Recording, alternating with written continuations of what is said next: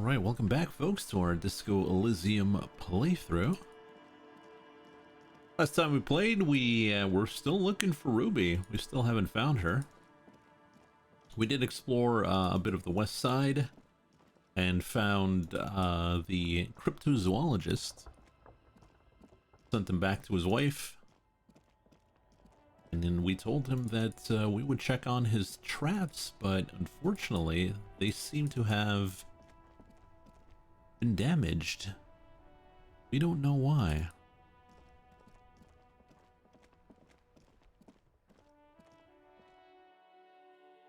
Did you talk to Gary? No. I don't even know who Gary is.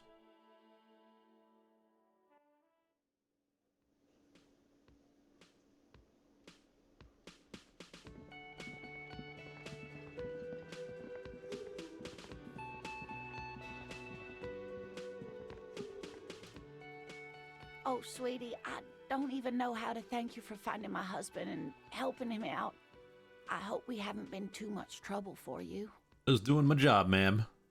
Here, I want to give you a small token of my gratitude. It's a tie, Mexican origin. The pin is an antique, quite special. The little silvery knob holding the tie together feels warm in your hand. It's in the shape of an avian skull with 8 eyes. Oh, you don't want to hear about some old woman's ramblings. Never told me you seen the phasmid. Ramblings? Nonsense. Your description of the phasmid is the most precise I've ever heard. But darling, I didn't even get the size of it right. You were a child, my dear. Really. It's extraordinary what you were able to describe. Now go on. Tell our friend about it. He's proven his interest in the field. Reflexively, the lieutenant read his familiar notebook. Well, it was summer. I was building a racing track out of sand on the beach near a tall stand of reeds. Quite a tall one. Many times my height, I remember. When, all of a sudden... What happened? I looked up, and one of the reeds moved.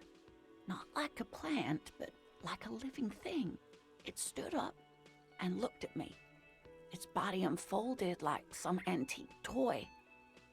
I'd never seen anything like it. The reeds turned into a creature. She had no fear, just surprise. I didn't know this can happen, so I reached my arm and touched the thing.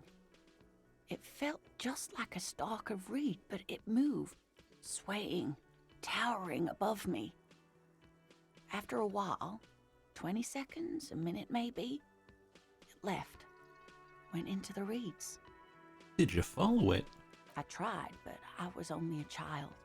There was mud and high water. I couldn't see it anymore. I was just standing there knee-deep in mud, looking around me. Where did you go? Don't go. Then what? I ran back home to my grandmother and asked her if reeds could walk, and told her they were looking at me. Of course, she just laughed at me, but I knew what I'd seen. For years, it was a story I told at parties when I wanted to impress boys, that sort of thing. Of course, most people just took it as a strange, amusing anecdote. So did I, honestly. But then I met Morel. We were on a date. Can you imagine? She tells me a story, and it's the most detailed report of the Insulindian phasmid I've ever heard. The sounds. She told me it hissed. So that's how they met. This is beyond significant for them. It did, yes. Like reeds in a gust of wind. Hey there, Yashabe. The way it moved, the colour, how some of its limbs were white, like marble. It matched perfectly with what I know from other accounts. It was amazing. If it weren't for Lena, I might have given up hope years ago. It's no exaggeration to say that she restored my faith in my profession. You were on a date? Our first, yes. The glance is tender, yes, but tempered by something else. A thought she can't express, even to him. Interesting. Limbs are white? Not all of them. There is some white coloration reported, along with beige, where the camouflage ends. How big was it? It's hard to say how big things are when you're quite small yourself. To me, it seemed to be taller than I was then, but that's probably not the case. Maybe you imagined it. How could she? Who imagines this? She didn't know about the phasmid. This is the main thing here, what makes it a confirmed sighting. She had no previous knowledge of the insect. That's true. So she couldn't have made it up or imagined it. Makes sense. That's true, yes. I'm almost certain neither my mother nor my grandmother knew of it. It was only when I started telling my story as a teenager that boys would tell me, "Lena, you trying to tell us you saw the Insulindian phasmid out there in those reeds? Get out of here." Get out of here. They just give me a cider and ruffle my hair and tell me to stop dreaming. But I saw it. What do you think of this, Kim? I thought it was a wonderful story, ma'am. But I don't believe it. A child left unattended on a warm day. Children make up stories and then end up believing them. You're welcome, sweetie. I do appreciate the chance to relive it whenever I get one. It was just such an impossibly sunshiny day. So warm. And she could get up and walk right into the reeds on her own, into the mud. That's all for now, ma'am. Well, we got a new tie. Let's check her out.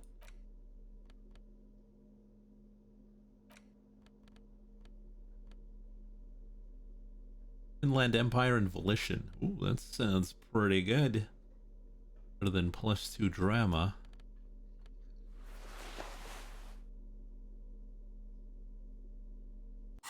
And no downsides. That's the best part. I couldn't possibly shower thanks on you as enthusiastically as my wife has, but I am grateful for your assistance, officer. He tries to play it cool, remain professorial, but inside, this man is itching for some news on those traps. So I checked on the traps. Good. Okay. And? And one of them was empty. Completely empty? Surprise, tempered with fear and trepidation. He doesn't know what to think yet. Maybe Yes. you're joking? Yes, but there was nothing in the trap. No locust, no phasmid. No locusts? No phasmid either? That's not ideal, but It just means the Insulindian phasmid is even more clever than we thought.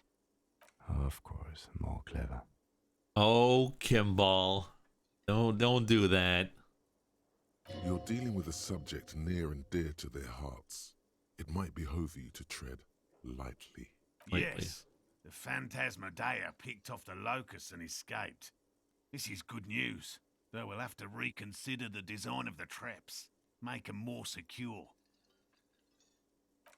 Another trip to the reeds.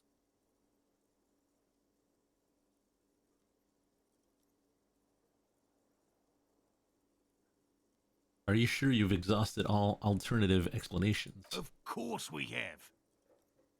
Wait, Morel. He may have a point. We have an obligation to rule out other hypotheses. You're right, dear. It's a fair point. But what other explanation could there be? Pardon me. This is a big deal for us. You've helped us twice now, and brought some great news too. My gratitude, and the gratitude of the Société Cryptozoologique de Ravachol, is yours. Heartfelt gratitude. But does it feel like closure? What really happened? Some kind of foul play might be afoot. Theft? Thank you, it's an honor. We should probably return to our main investigation here. This has been refreshing, but... Helping cryptozoologists isn't really a priority for our organization, is it? The lieutenant looks out the window, impatiently. Let's do it. Consider the way the empty trap was disturbed, as though shaken. Most likely the hands of a young person. Hands small enough to fit inside the trap. The kids. You should ask the red-headed boy, Kuno. I think a little hooligan called Kuno may have stolen the locust. A little hooligan. But what would a child want with bags? Oh, my dear Morel, you've been an old man for too long. Kids love to torment insects almost as much as they love to torment old folks. I'll talk to the little gremlin and see if anything comes up. Delinquents. My favorite. It doesn't sound like it's really his favorite. Oh, you've been such a dear to us. Please, let us know whatever you turn up. I have a feeling we're getting so close. Well, I see you've got all the help you need. I'll see you tonight at my place. Let's play suzerainty, but no more field trips for me. He hasn't been particularly forthcoming before. He may well still be hiding something. After he's left, it's too late. Really, Gary? We're getting somewhere here. I'd love to play suzerainty, but... Lena, I'm sorry, but you're not getting anywhere. It was some kids. I know the little mutants around here. Leave anything out in the open and they'll steal it, even if it's bugs. Gary seems suspicious. Morel, it's been fun, really, but I need a bath and I have deliveries to handle. When this tea is done, I gotta run. No need to apologise, Geary. You'd be more than helpful. We'll have to take a rain check on that game of suzerainty today, though. We're gonna follow this through. What would be the motivation? That's a good question.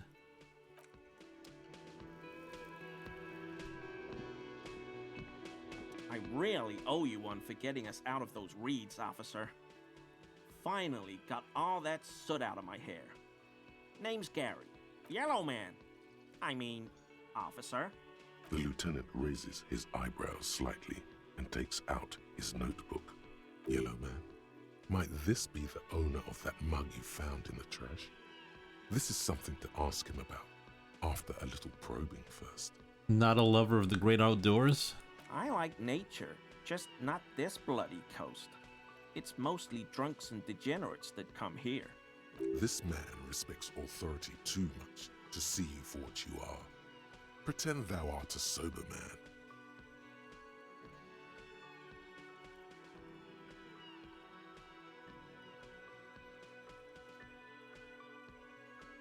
I'm neither of those things, I can assure you. I'm a by-the-books, clean as a whistle, tea-toddling officer, not even tempted to touch intoxicants. Degenerates! I've been trained to identify the slightest hint of degeneracy by the preeminent authority on it. Drunks and degenerates, that's my crew. Now, we haven't found our gun yet. We still don't know where it is. Sadly, I think I might be a drunk, or a degenerate, or maybe both. Nobody's perfect. Oh, we're probably gonna go with one, yeah. I've been tempted on occasion, but someone has to stay strong for Revachol. Revachol? Isn't it Revachol? Do you know anything about the man hanged behind the whirling in rags? Is this your mug? Are you a cryptozoologist too? Do you need help for the gun? Well, if you want to help out, I don't mind. No. I help Morel with research sometimes, and I've learned some things along the way, but I don't usually go in for picnics like this on my own. Clean Revachol. Oh, so that's what the RCM in Martinez is about. Great to hear someone's finally taking care of that. So you do know something about it? No. Nothing. He was some kind of mercenary. But everyone here knows that. I'm just glad to hear you're looking into it. That's... He's not feeling very comfy in his clothes, is he? Strange. He didn't kill him or anything, but there's something going on here. Is this your mug? My mug? Why would you think that?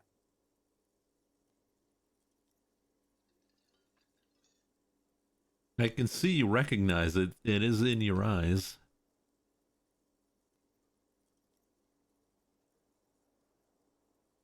You look like the kind of guy who might have a collection of mugs like this home in his colonial mug collection. I may have had a similar looking mug in the past. That's all. Still seems suspicious. Did I mention the mug was found at the scene of the lynching? Okay, I admit it. I threw the mug away in the trash container behind the hostel. I know I shouldn't have, and I am very sorry, officer. We did talk to the union boss. He said he might find our gun. You're not going to find me, are you?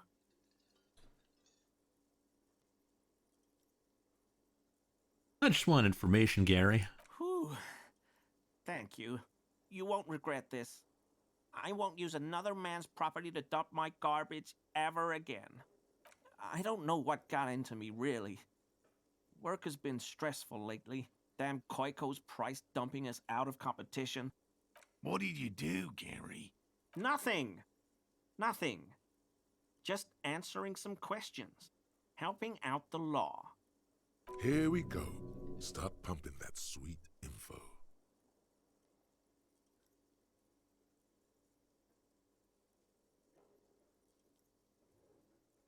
How'd you get into the trash can container there, Gary? I know a guy who works with the trash collection services, CS Municipal. He gave me a master key for the trash containers of Martinez, Why would you need to go into everyone's trash? so I can use the Whirling's trash compactor to store my own stuff. Garbage disposal is expensive as hell. The damn Bohemians run it like a mob. I'm sorry, okay? I thought I could cut costs. I shouldn't have. I shouldn't have disgraced myself. Disgraced? No need for the histrionic, sir. It was, after all, just a trash container. He studies his reaction. Gary doesn't answer. Gary, did you put the clothes of the murder victim, the man who was hanged behind the whirling in rags, into the trash container? Officer, please. Let me explain. It's not like that. Ooh. I was only cleaning up. I live right across the yard from where he was hanged, and I saw him stripped naked. All the clothes lying around in the yard, smelling. People are animals, you know? Okay, then what happened? Then I came out to clean up the rags because no one else would. I put them into the Whirling's trash, along with a broken mug, admittedly. Okay, I was coming to throw the mug away, and, well, I threw the mug there and the clothes too. Right. It was just civic duty. Exactly. That's exactly what it was. Civic duty. As he shifts uncomfortably, a series of clicks, like the clinking of glass beads against one another as they roll across a hardwood floor. You've heard this sound before, but where? I wouldn't know anything about the victim's What is that strange sound? What sound? That clinking I just heard when you moved. Really? Ah. There's lots of weird sounds in a bar like this, though. Pinball, glasses clinking. Could be someone playing pinball. Maybe it was pinball.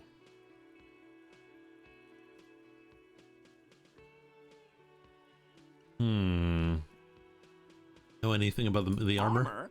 No. I mean, yes. Of course. I know he was wearing armor, but I don't know anything about it. An infant could see he's not telling the truth, but he's too scared to admit more wrongdoing. There's something going on here. You should observe him more closely after this topic is concluded. I hope I can help your investigation, in my small way. Don't be so relieved yet, Gary. This bad cop may have been in your apartment, admiring your mug collection. Perhaps a little intimidation?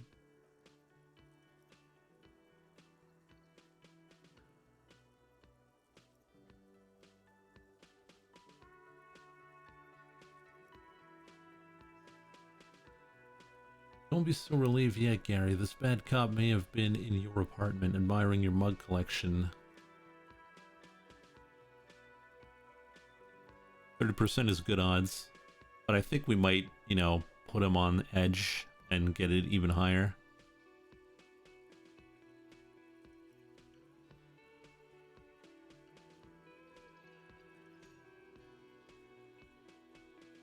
Sure do, officer. His eye is narrow slightly. He's wondering where this is going.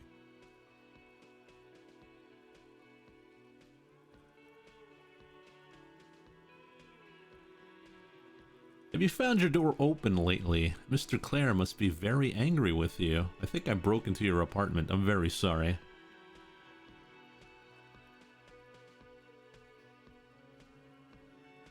Are we gonna do the union's work?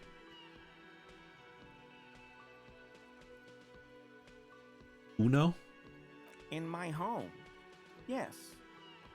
When I was going to... How did you know? Mr. Everett Clare thought it was necessary to unlock your apartment. Nothing, I just wanted to ask if your door has been unlocked lately. Now I have.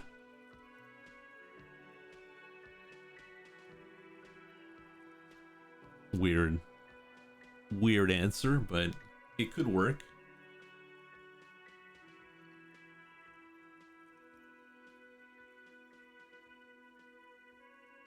Mr. Clare unlocked my apartment?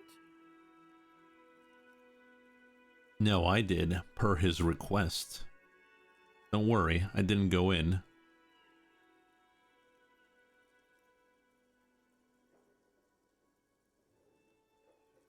So you work for Everard Clare? Officer, please tell him we're good. No, tell him I'll make it up to him. What have I done? He'll send the muscle after me. As he lowers his tone, he hunches his back.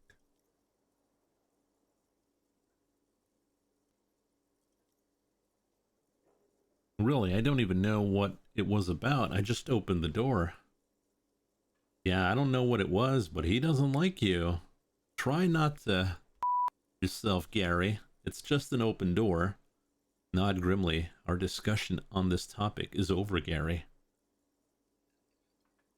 333. What could it be about? I probably talked too loud. In the whirling. About some theories I had. Whatever it is, I'm done with it. I won't do it again. If there's anything I can do to assist you, or the Union, just ask, okay?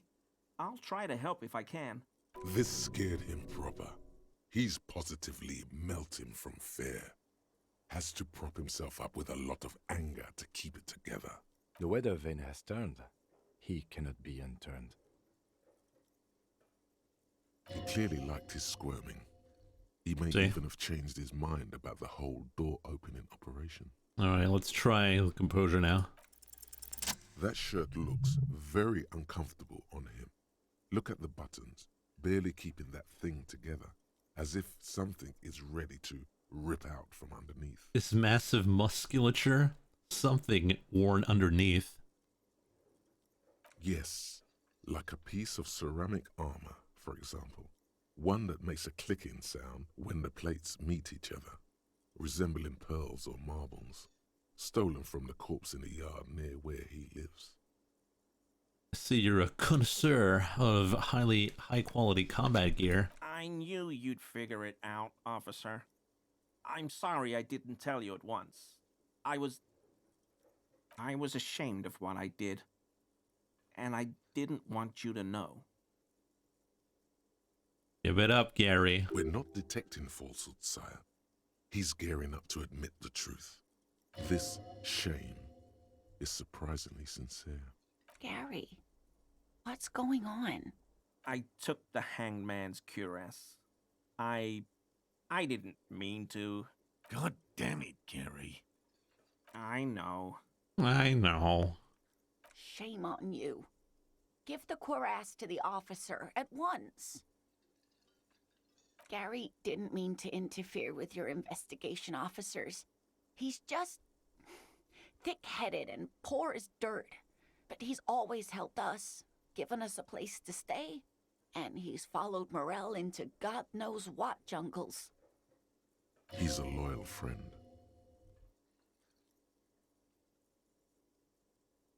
Why did you really put those clothes in the trash?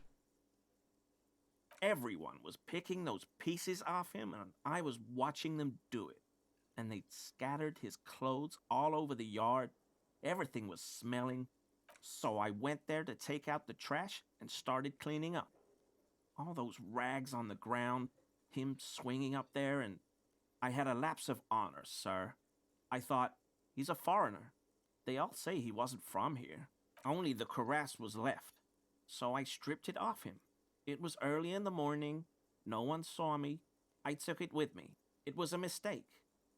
Had I known it'd give you guys trouble, I wouldn't have... Fuck. It's okay. It was a loose end, and you are tying it up now. I'm so fucking sorry I called you Yellow Man. Sealite officers commanded the suzerain's navy. Most of them sided with the king when... It's difficult to say what the lieutenant thinks of this historic apology. His face does not belie emotions. Why'd you lie to me, Gary? Because I was weak. I should have told you the moment I saw you. But He's a scaredy cat. Do you know who killed the hangman? I always thought it was the Union. But I sure as hell won't go around saying that anymore. You have my word.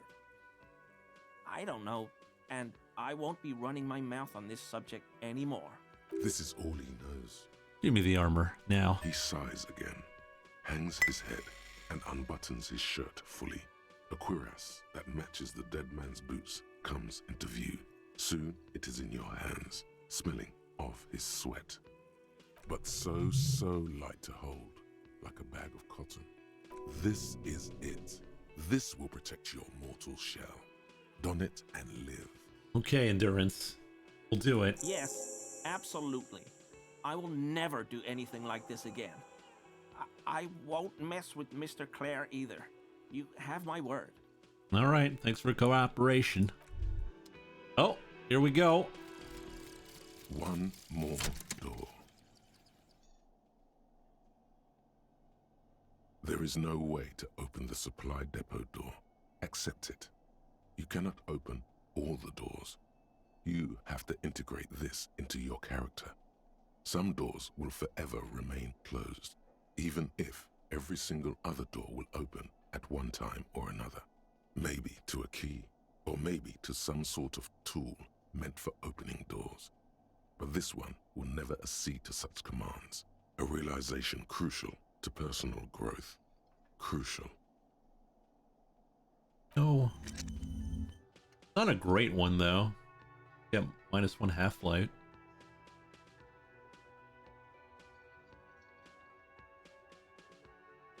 Discard it immediately. Hey, I'm not gonna lose skill points here.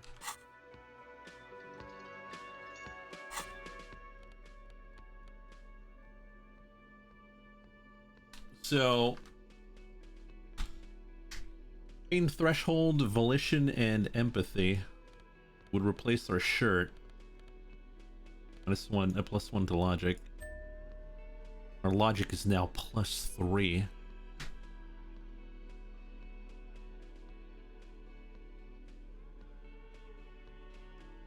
And the only negative is empathy, but I think we can change that with our hat. Actually, this is better. No, we won't change that. Are we bulletproof now? Yes. Yes, we are. We are freaking invincible.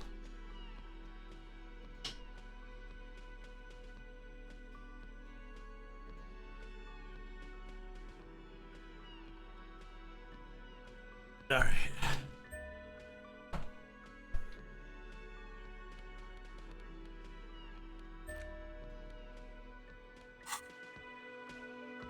Mr. Officer, why'd you put on the armor? Oh yeah, we wanted to go see Classy. Maybe she has escaped.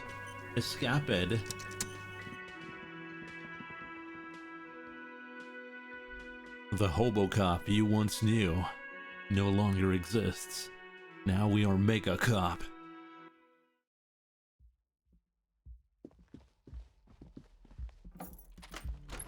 On the library? Yep. Did we? I don't know, actually. Thought we did. No.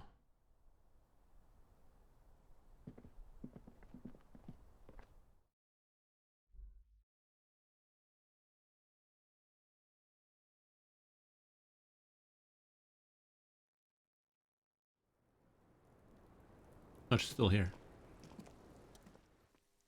Officer, what brings you up here in the rain? Found your buoy. It was empty. Oh, Did you take the documents? no, of course not. As I said, it would have been too risky for me to use those documents anyway. My employer gave them to me. In truth, I should have destroyed them. She doesn't seem to be lying. She's genuinely spooked by their disappearance. I'll file this under a theft of some kind. Thank you, but actually, now that I think about it, you mentioned seawater. I was worried I'd been too careless with the latch mechanism.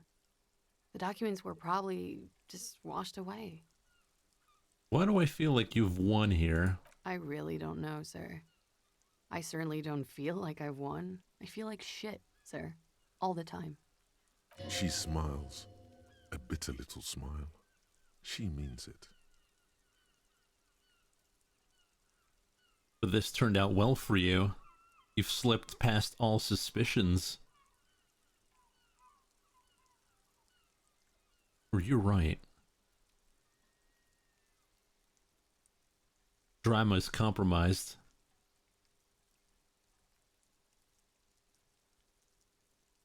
Right. I'm comped. Clearly, I haven't. We're having this conversation, aren't we? How well could it have gone? I mean, The rain falls on her shoulders, tinting her blonde hair light brown.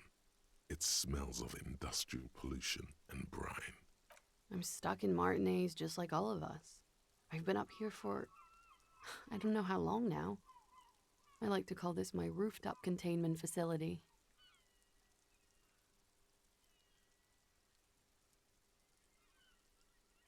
Those dried flowers on the roof, could Ruby have left them? They don't fit with anything. The what? Oh, those ones. I don't know, sir. I said I have no idea what to make of them. Honestly, I think they're just trash. I mean, there's no reason for me to think they're somehow connected to her. Something seems off with this theory I've developed about Ruby. I don't know what to say. It all seems fortuitous. For you. None of this is Fruitful. fortuitous for me. For my sins, of course. The long-standing sins of a bad, frivolous person. For destroying my first love. For working for bad people. The list goes on and on. She nods, slowly, carefully even. There is suddenly a strange glint in her eyes. Not malicious, but dangerous. Let's get out of here. I'm comped.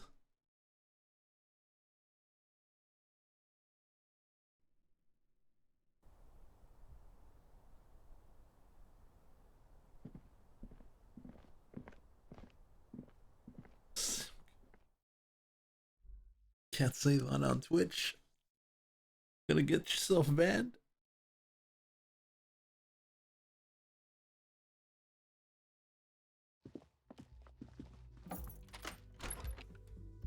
Alright, let's go call that library.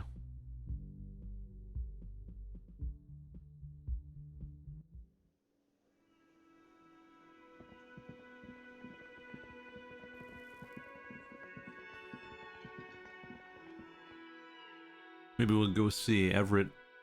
See if we can get our gun back.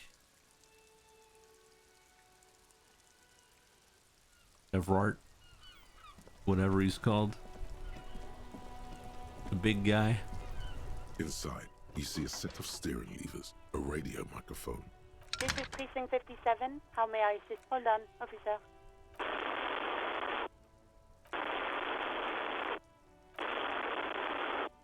I've got Central Jamrock Public Library on the line, and I've already introduced you to their librarian. Connecting the call in 2, 1. Yes, this is Central Jamrock Public Library here. How can I help you, officer? He sounds worried, yet ready to assist. This is how people get when the police call. I'm looking for any information that you can provide on Billy Mejean, reader. Billy Mejean, you said. Give me a moment, I'll have to check our database.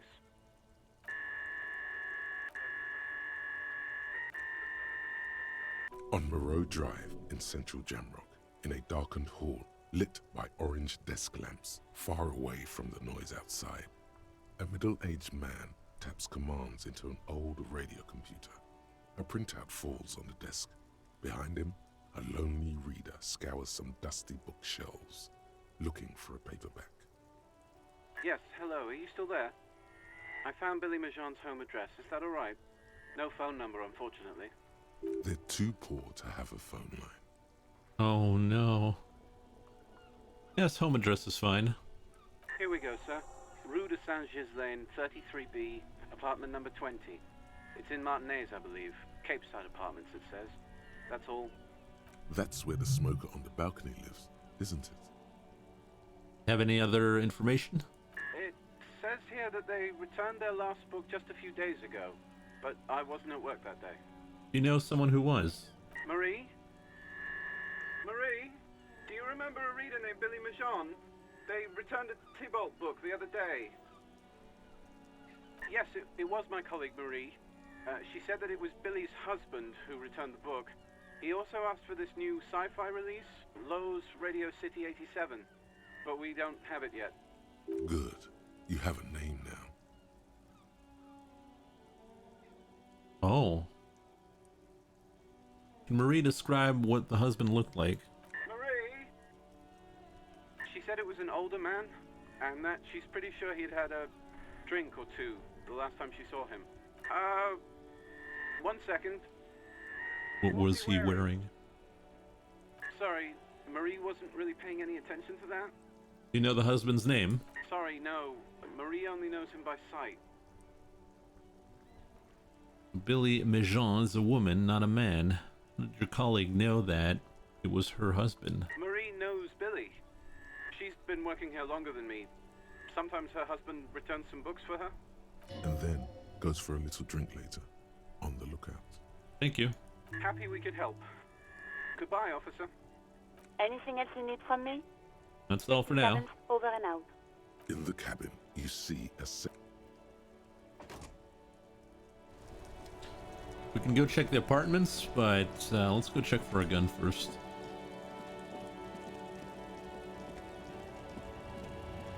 Firework.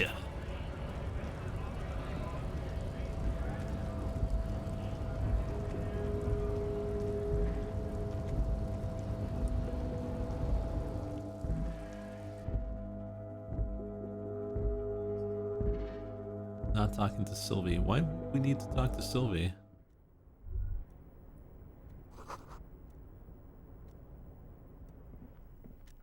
And democracy. Whoa there.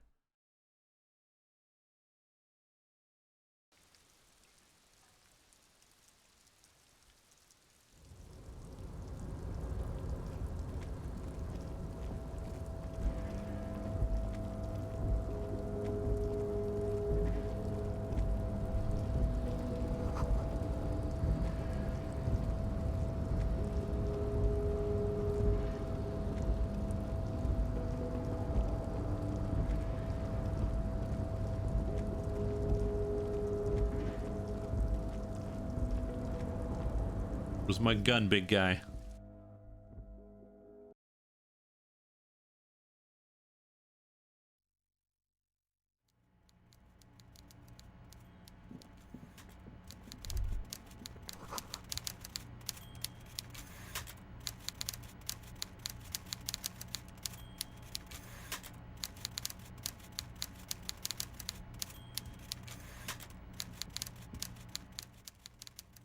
Mr. Dubois, I hear the meeting with Titus was a glowing success.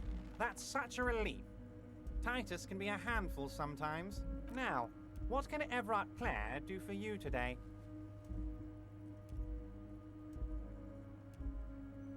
Talk about my lost gun. Yes. My best men are tracking it down. Some kids saw some other kids running away with it. Some folks said a paranoid schizophrenic might have it. Leads are being checked, Harry. What's that, Harry? You're getting a little pale. Is it the words paranoid schizophrenic and lost gun in one sentence? Don't worry, it's just a lead. It'll probably turn out to be nothing. Finished investigating the local drug trade? Should we? Should we?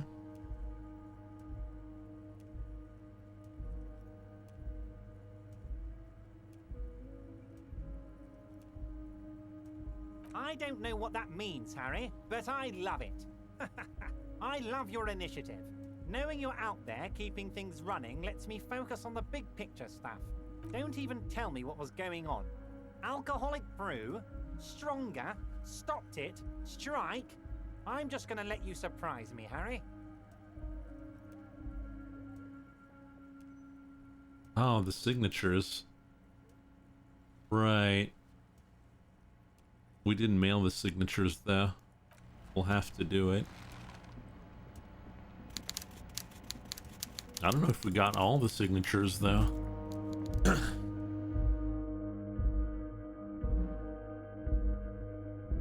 Just lie. I'm not that kind of person there, Brolix. I don't just lie. I'm sure those signatures won't backfire on the people. Oh, of course they will backfire. Of course they will. You think people help each other? For no gain?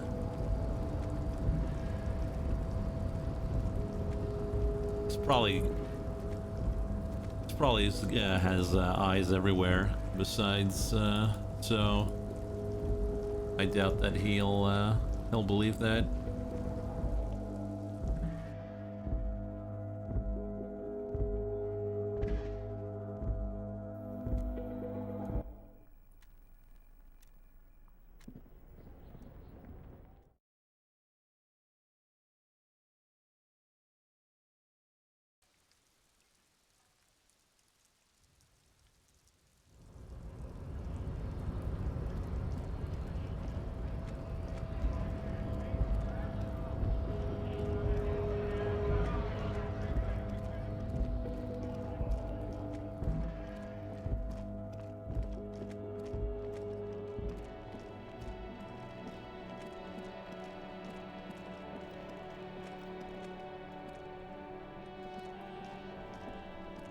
The dented yellow mailbox greets you with its graffito and bullet holes in the front. But the documents inside the envelope still lack the required signatures. It's not going to be that easy. We need to dirty our hands with the signatures. No, we're not done yet. We didn't get everyone's signatures.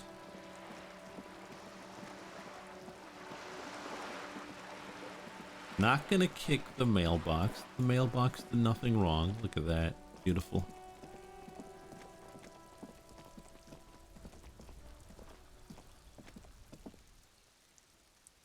Oh yeah, we needed to talk to Kuno as well.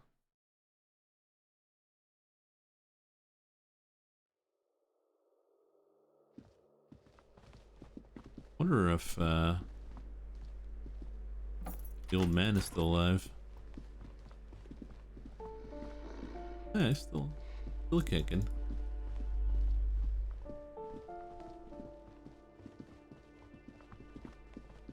Oh, I think I gotta go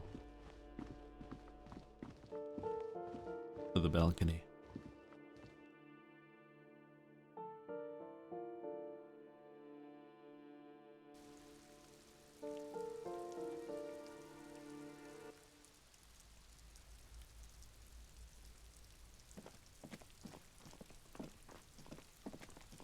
A weathered brown door. The number reads 20. I don't even remember. Something smells good. Soup alongyo. Soup Palongyong? The lieutenant motions to you to go ahead and knock. This is the door. You already know it's the right door. This is going to be so hard. Get yourself together. It's just police work.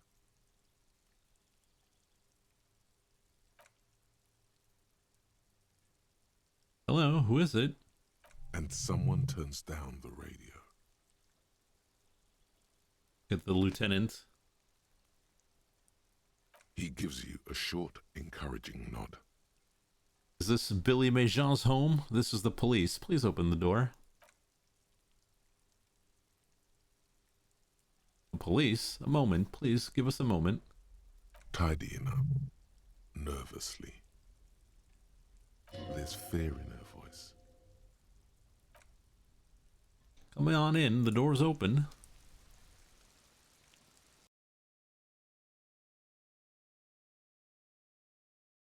Translate, it's onion soup.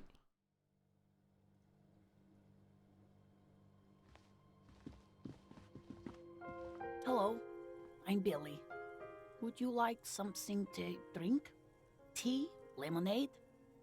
We're out of coffee. I was supposed to get some tomorrow.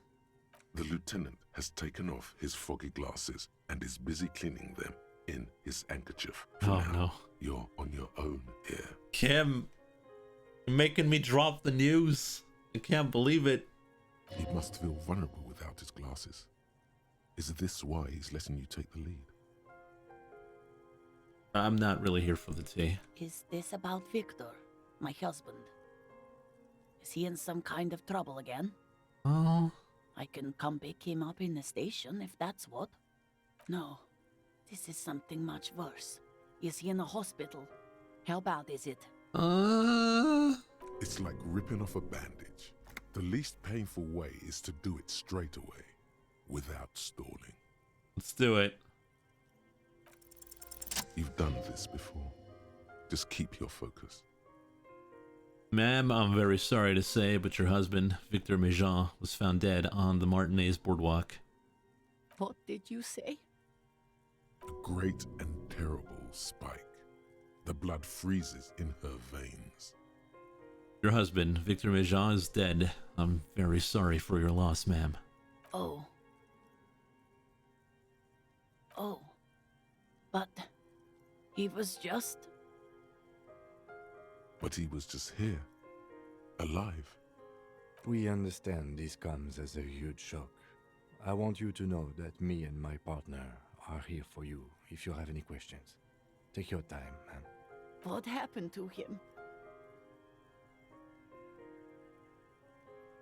There was an accident. He fell through a hole in the boardwalk and hit his head.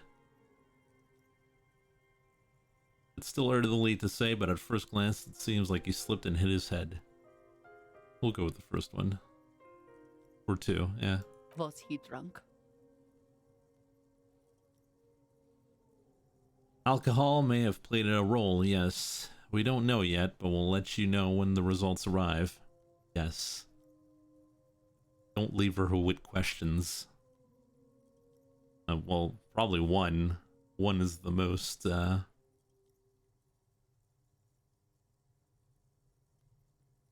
Don't be soy. Okay, well, I can't be soy then. I see. And you just found him there, lying in the cold. How long had he been there? If you say 2 days maybe, it will be etched in her mind forever. Hard to say at this point. Could have been long. 2 days maybe. We're going against empathy? Okay. She blinks, eyes welling up with tears, as her hand starts searching for something from the pockets of her dress. The handkerchief.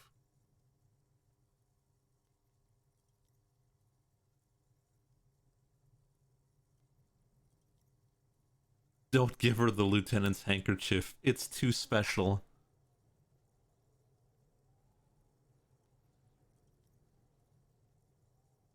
A small, terrified smile quivers on her face as she takes the handkerchief and wipes away the tears. She looks disoriented. Is there anyone we could call for you? A friend, a family member, someone who could be here for you? No, no. I just need to tell my girls. It burns like acid. God, should I call them? Should I tell them to come home? No. A day. No, take a day to recover. You'll be better prepared when they come home tomorrow. Good. That's probably the right thing. Thank you. She can't take much more. Her stomach is churning. Soon, she will have to go to the bathroom and scream. Just tell me, what do I need to do next? Where is he? Can I see him? We've taken him to the city morgue. The local coroner will be contacting you shortly to arrange the funeral. Here's his number in case you want to contact him earlier. A very good call. Is there anything else that the RCM could do for you?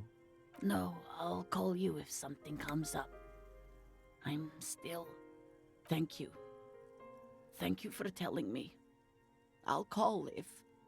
These are her last reserves of strength. Her muscles will give in soon. Again, Already, she starts to shake. I'm very sorry, man. We should step outside and talk. Is that the library card?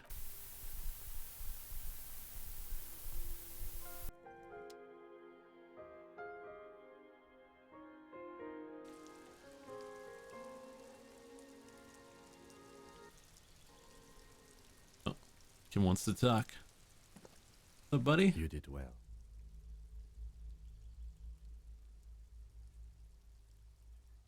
What now? I could have done more. Great, the case is closed now. Let's just nod. I'll call the station when we're finished with the day and let them know the name of the deceased. What about Billy and her kids? They'll manage. They have to. It's not your place to live their lives. That's true. Right. This is closed then. Let's go. You look south, over the crumbling balustrade. There, 1.2 kilometers away, a piece of broken stone cuts into the sky. A tomb. On it, a mural that used to say, "Tomorrow is just a whisper away." You cannot really see the felled building from here, but somehow you feel like you should return to it. Huh. Return to the felled building, but why? He always keeps coming back. The felled building.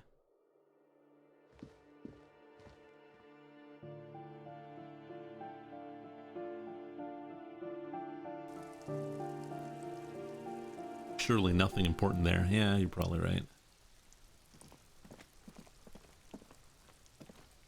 Oh, we gotta talk to Kuno. Running out of time here.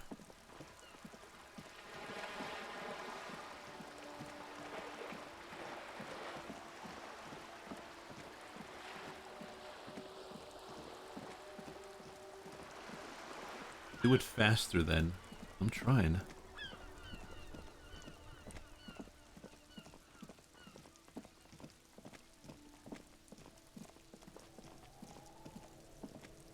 Boy, Kuno. Kuno saw you wield that can. Sweet graffito action, pig. Kuno likes that delinquent shit. Thanks, I appreciate it. You're still a dink. Now what's your case with Kuno? I'm looking for the children of the Big C. Would that be you? Kuno is the Big C, pig. And Kuno doesn't have fucking diaper rats, does he? I'll write you down as a no then. Write Kuno down as a fuck you pencil, pig. Wouldn't happen to know anything about the missing locust. No, Kuno doesn't give a fuck about bugs. Oh my god, I told you that shit is lame! Shut up, C.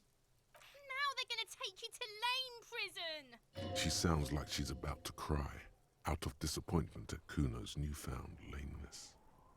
What's this about? Deny everything, Kuno. You need to lawyer up. Kuno's not gonna say anything without his lawyer present. There's definitely something going on here. Remember his pig's head shack? You should check it out. Alright, Kuno doesn't fucking care. time to check out the shack.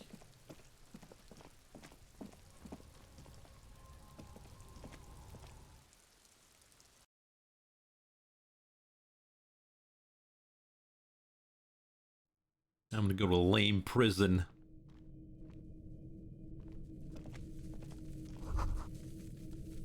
All around you, the hisses and chirps of locusts fill the musky air. The earthen floor of the shack has been shaped into mounds of mud, dotted with little holes for windows. Like skyscrapers, spires of dirt and sand rising. Accommodations for their insectoid inhabitants. Well, detective, it appears you've solved the case of the locusts.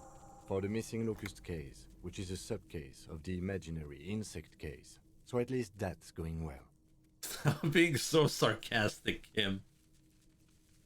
I'm putting Kimball on the spot here. Oh, I'm not being sarcastic at all. We are making real progress here. Do you think the Insulindian phasmid is nearby? If anything, the presence of the locust points to the opposite. The phasmid did not take the bait from the traps. It was Kuno. The phasmid doesn't exist. But what do I know? Pretty sure the phasmid exists. Use your powers of deduction. You knew the magic bug was nowhere near here. The phasmid is impairing your judgment. I'll let you handle the Kuno side of things. You are doing just fine. Well then, Kuno.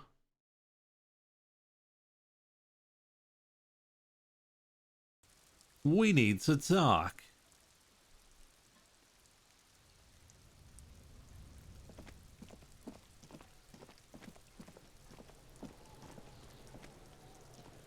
Fuck does Kuno care? I know you took the locust from the traps the cryptozoologist set up. Yeah. Kuno took the bugs. So what? Why? So it wasn't the phasmid. A wave of disappointment washes over you. So you don't give a about bugs, but then you go and build a whole bug town. It's not Bugtown. It's the city of locusts. Locusts aren't just bug shit. They come out of the sky like a fucking shadow. Shit descends. Stop! You stop. It's like their fucking night. Locust City, Night City, City of Rage. There's a tug of war over the name of his fantastical city. It's almost too big for his imagination. The girl forces herself to watch again, the corners of her eyes twitching from discomfort. The lameness is causing her physical pain. The damage may be permanent. City of Rage sounds like a cool place. Let's pile on. Kuno, the pig wants to help you. Oh, that's how lame it is. Please just don't say you're... An artist. Maybe I am an artist. You hear that, everyone? I'm a fucking artist now. You should listen to your friend Kuno. Art's lame as hell. It's true. It's all true.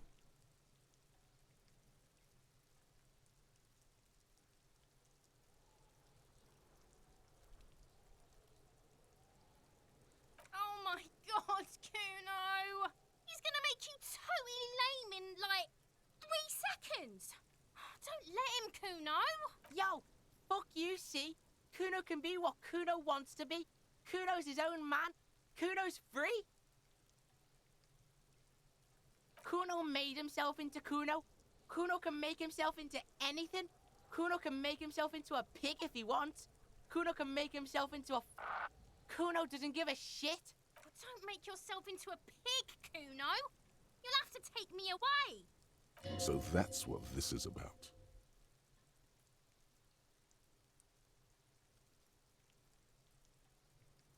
Oh? We could say nothing.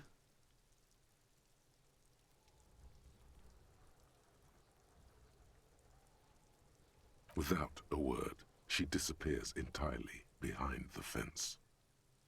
For once, the boy is lost for words. He turns completely red now, with splotches of white beginning to appear across his face. I need you to stop taking the locusts from the traps. The cryptozoologists are trying to find something very important. The locusts are bait. I have to ask, what does the city of locusts mean? What's gonna happen to the locusts? It don't mean anything. It's shit. Kuno just likes to focus. Kuno likes to concentrate on shit. Build shit when he's zipping hard. Fuck. Pig, you really shouldn't have fucked with Kuno City. Now it's all fucking lame. I don't give a shit. I don't need the locusts anyway. Shit is all lame now. C was right. The girl's face appears again, above the fence, just long enough to make eye contact with Kuno. What's gonna happen to the locust? Kuno's gonna let the fucking locusts die. Okay, well that's settled. Better be off. What are they trying to catch anyway? With the traps? The Insulindian phasmid. Did we tell Kuno?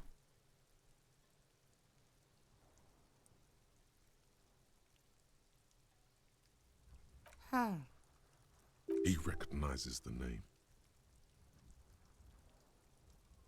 Wait, you know what the Insulindian phasmid is? Bitches think Kuno doesn't know shit. The fuck out of here. Kuno's tired of this shit. There's silence between the two children.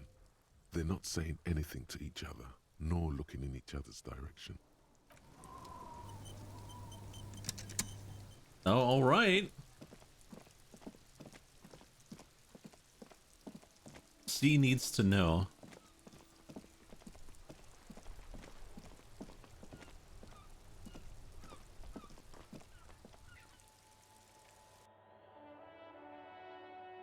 You could talk to C.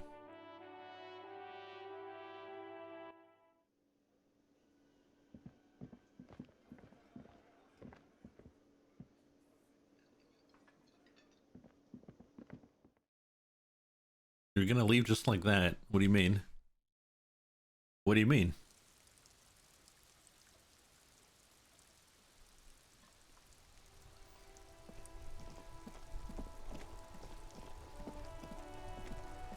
Kuno knows. Well, he just knows the name. Doesn't mean he saw it. Or maybe he did.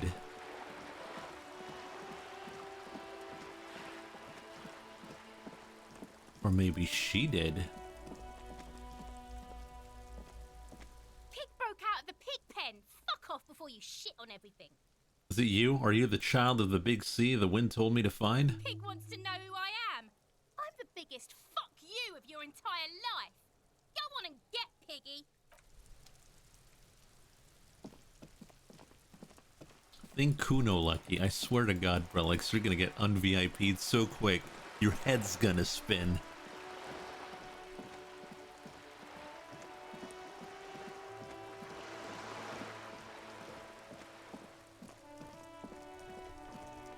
Do it. Don't force me. Don't push me. I'm a loose cannon, baby. Fuck does Kuno care?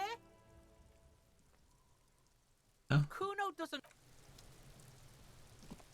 Nothing.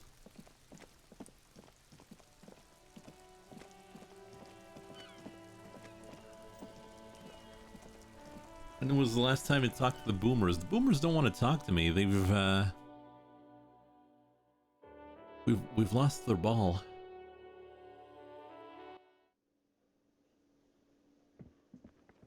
Already noon, man. Wasting time. Hello, officer. I think I almost have it. A new trap design, that is. I know you're skeptical, but I have a good feeling about this. Hey there, Azura. How you doing? So it was just a child. Thank you for telling us, sweetie. This is good news, right? It means we can try again. She acts chipper, but something's changed in her tone. A hidden worry. Something is secretly gnawing at her confidence. It's not this Kuno kid or the missing locusts. It's something else. He's sick.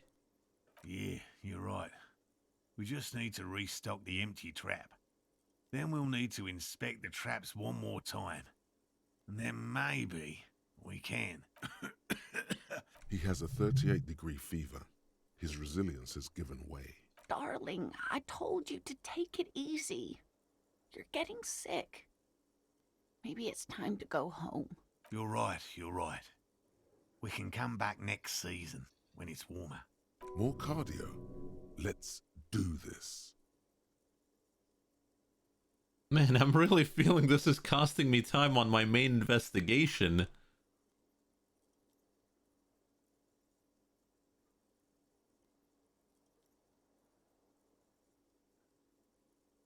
It's not worth risking your health. You should call it a day and go home. I'd offer to help, but I have my own things to do. Damn it. Maybe I can still restock the trap for you. We've come too far to quit. I'm gonna restock the trap. Let's do this. You guys are nuts. We are getting really carried away with this, aren't we? Fine. It's better than having these people get pneumonia on the coast. But after this... He wants to see this tale through as much as you. Otherwise, he'd have stopped this already. But he cannot let it drag out after this. Really? It's too much, officer. What Morel means is we're grateful for your help. Here's a fresh fractured locust. They should slide right down the funnel. And thank you again. We will definitely mention you, should this lead to a discovery. I'm not talking co-discovery, of course, but, Wow. Co-discovery. You'd be famous. You'd show them all. This does tingle the pleasure center.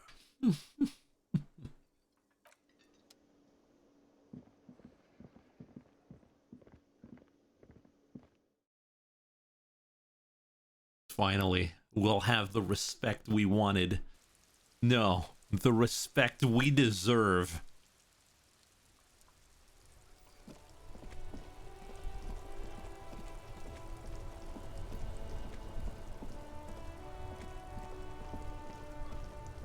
You're still investigating the body on the pier. No, we've done that. We've completed that quest line. We talked to the family. It is done.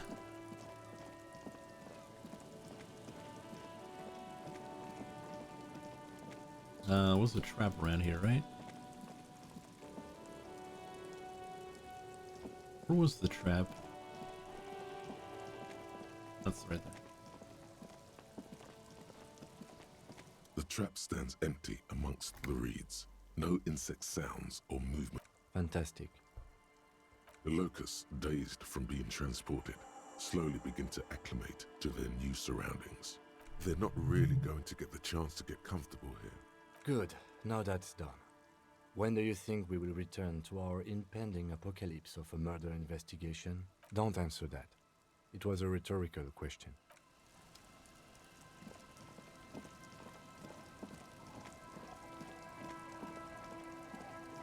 Yeah.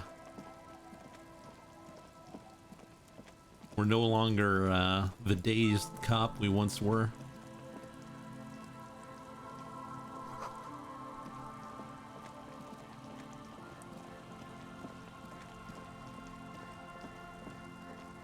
Are you the children of the sea? The scruffy-haired little boy kicks a stone while the other watches him do it. We had bad words and said, I got in trouble. Bad words. Bad words. Bad words are bad. Don't say them, kids. It's the first step to a life of crime. We won't.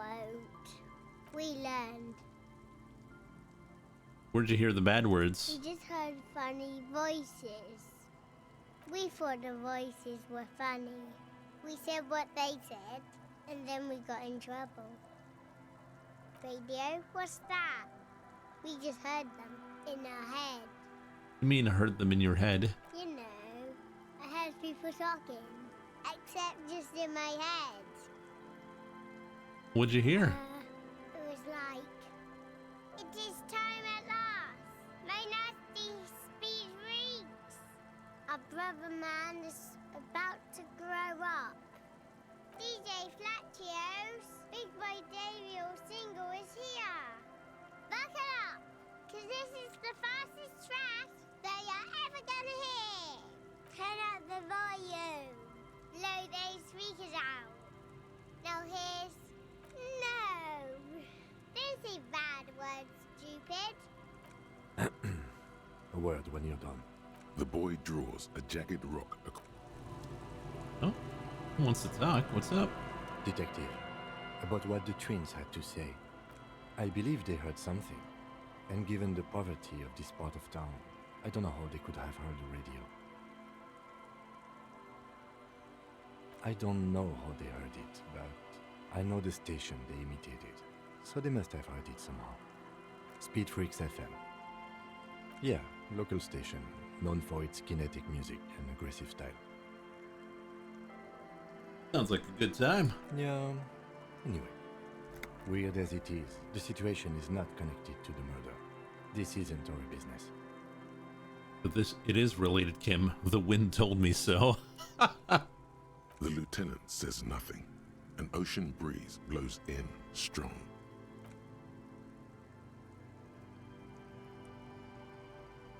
Where was it coming from? Didn't Ruby have an advanced radio? The lieutenant shrugs. Let's at least rule out radios before continuing. Maybe the twins didn't know it was a radio they were hearing. The washerwoman seems to know everything that happens here. Let's ask. Old woman. Our tenant, the policeman. I hope the waves don't keep you up at night. What can I help you with? We heard a radio on the coast in the last week or A so. radio? Ah, no. We play no radio here. There's one in the shack, but it's never used. Any idea how the twins could have heard Speed Freaks FM? Was that the nonsense we was partying? Huh. No, I have no idea where they heard it. They've been in earshot all week, and no radio. Are you sure you didn't hear any radio playing? Is this your first playthrough? That's right. Viziers know every sound that belongs to this coast. I would know if I heard anything different. We good, Kim? Let's just get it out of the way as fast as we can. Contact dispatch from my kinema and ask them to connect you to the station. Maybe they can shed some light on this. Why would we talk to the station? I'm ready when you are. Thank you. Anything else? Finished the game and cried at the end. Oh no. Hey boys. Yes? Not you, Kim. Hey, Tequila! Good to see you. How's business? How's the whole reality situation treating you? Oh. They must have known us before. So what's happening? Wait, Tequila? Yeah, Tequila Sunset. How are the, high-concept, reality-based adventures proceeding? Good. These people know your true name. Looks like it has preceded you, Mr. Sunset. More on that later. Not too hot. I'm on a 42-year-old losing streak. Reality, it makes me aggressively sad. I don't know. People tell me I'm a cop. I'm getting used to that. I've re-entered reality to conquer it. To bend it to my will. I am the law. Nothing special, like everyone else. I have all sorts of wild thoughts running through my head. But then, pick the most boring one. We're boring cop. Well, nice meeting you, but I gotta go. Things aren't going super well for Idiot Doom Spiral either. Haven't found those keys yet, haven't won that great piece of ass back. No word from my business buddies. This guy's your buddy. You feel it immediately. You belong to an organization, a fraternity of drunks. I've seen a red-haired woman named Ruby around here. Can't really remember seeing any women after losing my keys. It's a touchy topic. He hasn't got laid in ages. Yikes. He really has no idea who this Ruby is, sire. What do you guys do around here? We are saving the world. Please don't go. Don't go. Okay, we're drinking. We're drinking alcohol. That's what we're doing. I tried to save the world once, a long time ago, with enterprise, creativity, and willpower. But that didn't work out. So now, it's a pirate's life for me. What is a tequila sunset? You keep saying it. It's you. Your tequila sunset. How do you know this? We've met before. Don't you remember? No. Aha.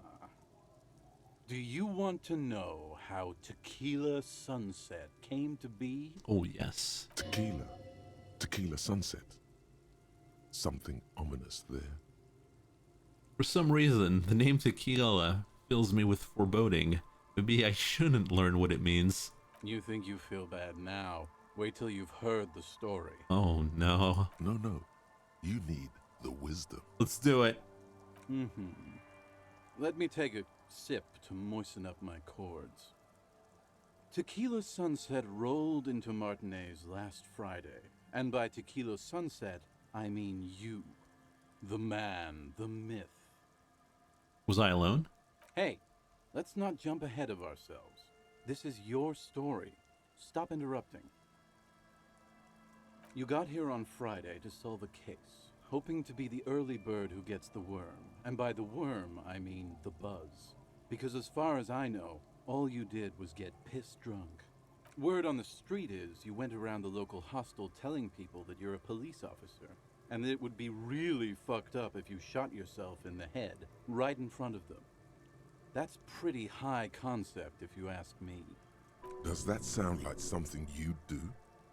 Yeah, probably. Electrochemistry. You bastard. You betrayer. The lieutenant's brow is furrowed. He's listening as casually as he can. What happened then? It was a late Saturday night when we, the Union of Moribund Alcoholics, were getting our drink on. Nothing remarkable about this. We get our drink on 24/7. Makes everything warm and glowy. I trust you know the feeling.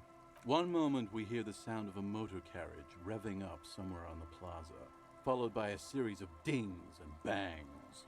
Do you remember the sound of wood cracking? The billboard?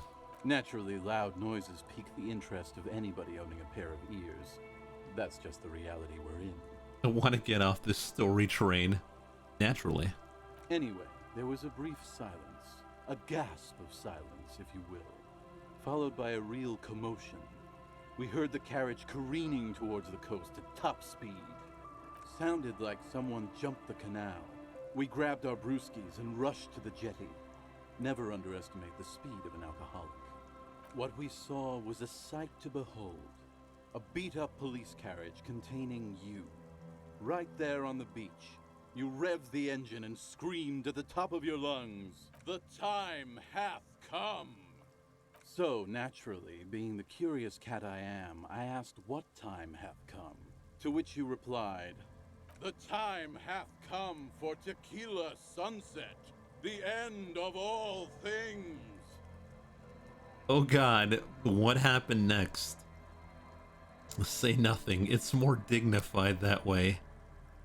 Every word I said was true. Tequila Sunset will break the looms of reality. Double down. Yeah, looms. Why not?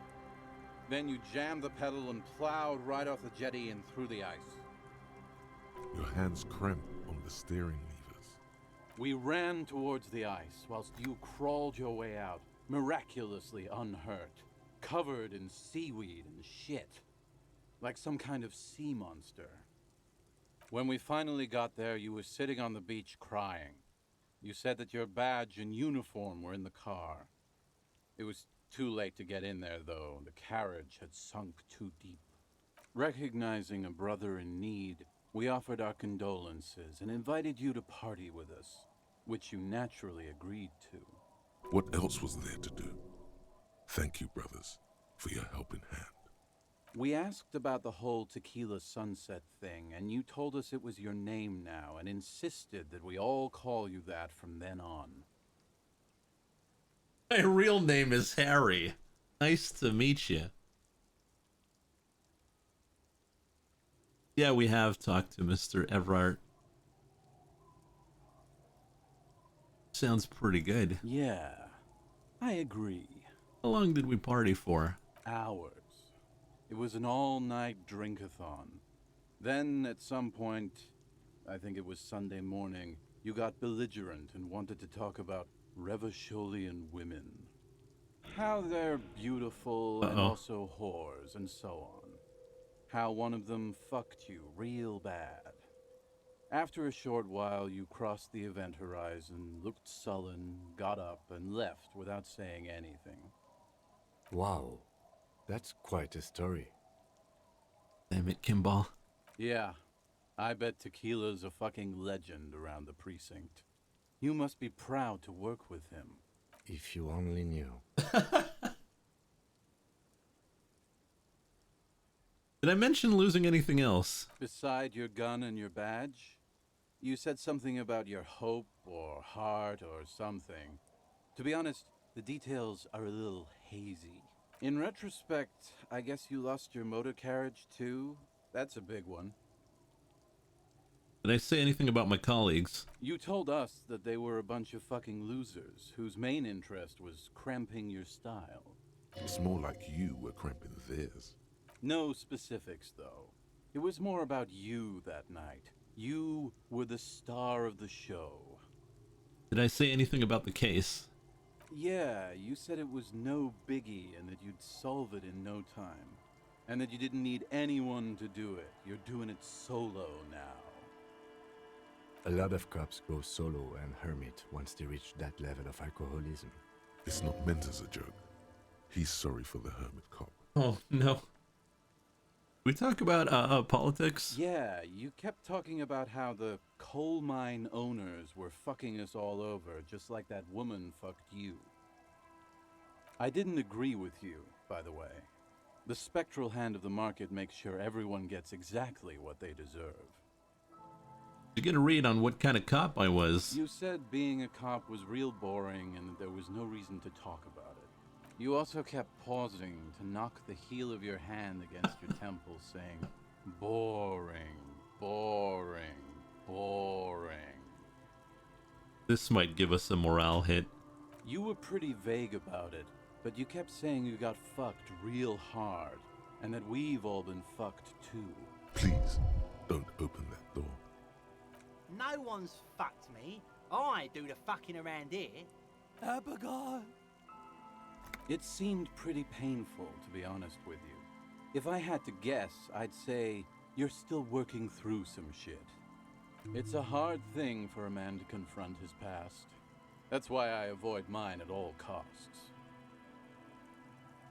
Seem like you're characterized by your storytelling ability. Want to tell me another one sometime? Whoop-de-doo.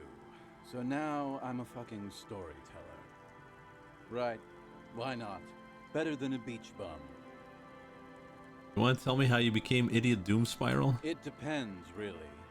Are you willing to help me out? We're really running the clock, though. The gleam in his eyes and the slouch in his posture is so incredibly familiar. You might get scammed here.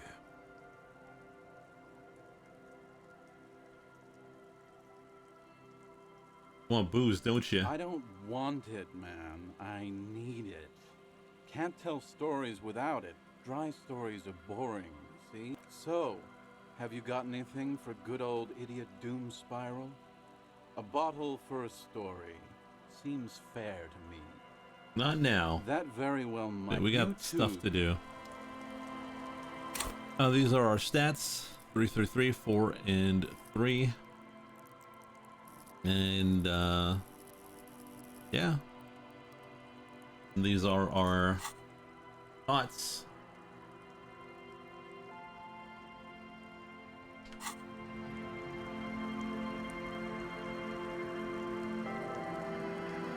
Good to see you, friend. Do I have deals set up for you, buddy boy? What are you talking about? So what do you want? I've got smokes. They're cheap. Very cheap. I've got Pilsner. Great deal. You won't get a better deal on that piss. Spirits I can let go for 300 real. I also have speed. And by speed, I mean amphetamine. Why does the bottle of spirits cost 300 real? See, friend, it's real valuable. Worth every real, if you catch my drift. Got it from a bit of a business venture. You know, it's funny, actually. He's finding it difficult to focus his watery gaze. What?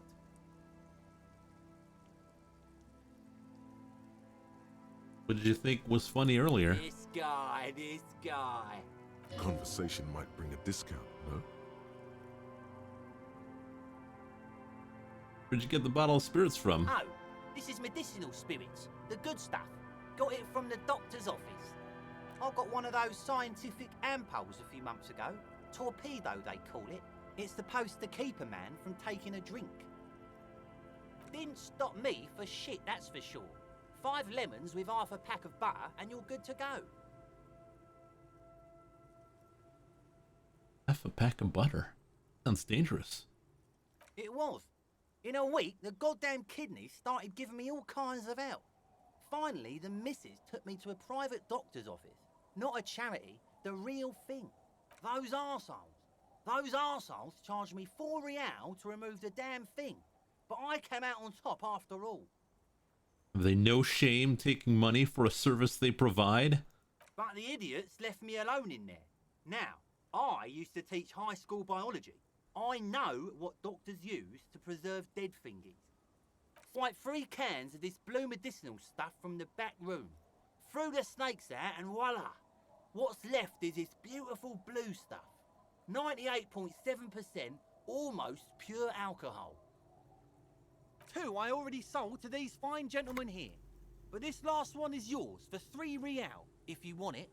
3? Don't say it.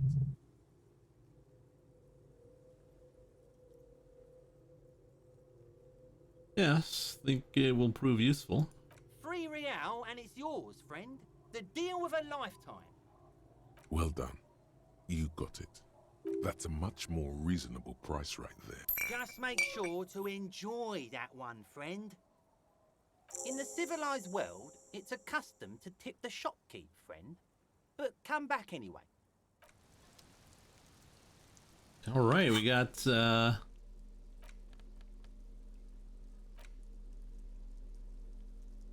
pure alcohol. Not sure what we gotta use it for, but hey, we got it.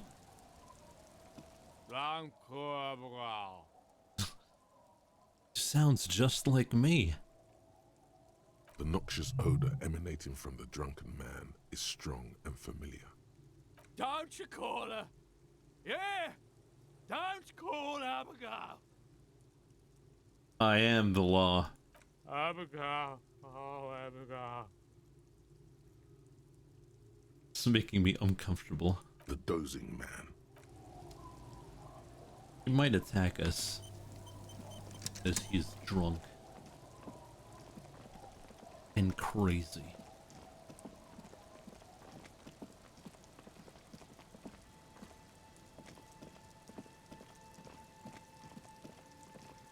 Is there anything else that we gotta do?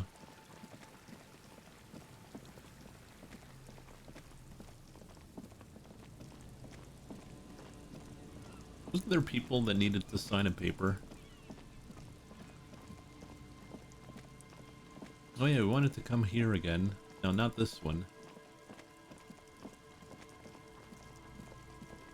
Still gotta find your gun. That's very true.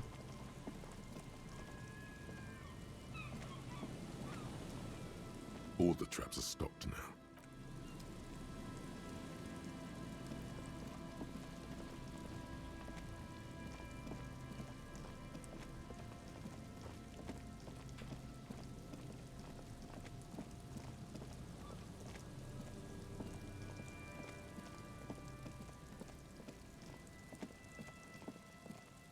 People are the old woman and the boat lady. We talked to the boat lady. The old lady, I don't know if she signed though. Guess we gotta go around. Wasting time. We're never gonna find Ruby. Probably want her gun. We're gonna meet Ruby though. Probably someone who would shoot us. Oh, that. Oh, yeah, I wanted to check this out.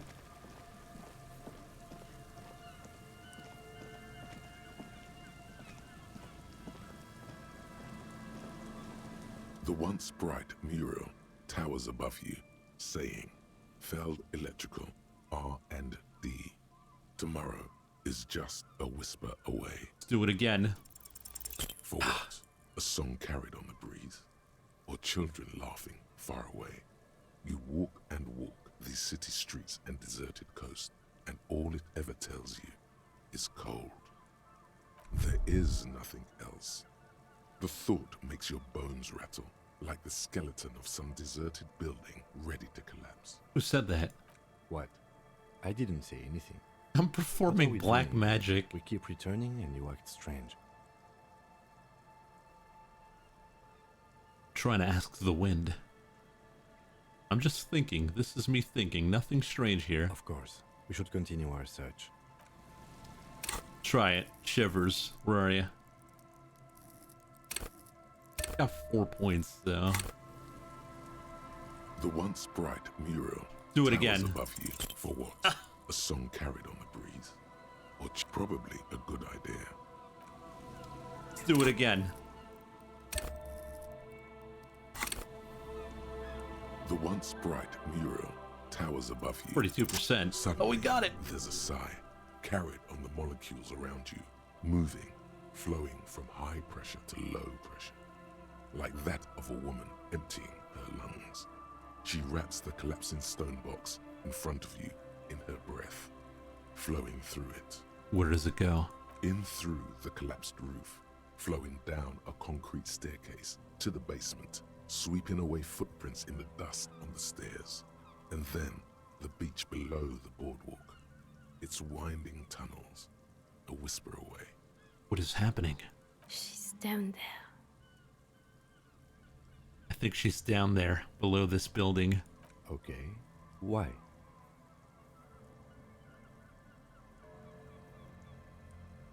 The twins did hear the radio from here, so something is happening. True. And Ruby does have radio experience, as evidenced by her lorry. But how do we even get in there? The doors were on the collapsed side of this building. They're gone, basically. Finally, my time to shine. There's a ladder next to the sign. Perhaps we can climb in. Perhaps we can climb it, enter through the roof. Perhaps you can climb them. We are not climbing anything. I'm 43 years old, and I plan to live to see 70. There has to be a way to use brute force. Climbing sounds unsafe. Brute force is safe. Look around and find something to break if the ladder fails. There's also still a question of how the twins tuned into Speedfreaks FM.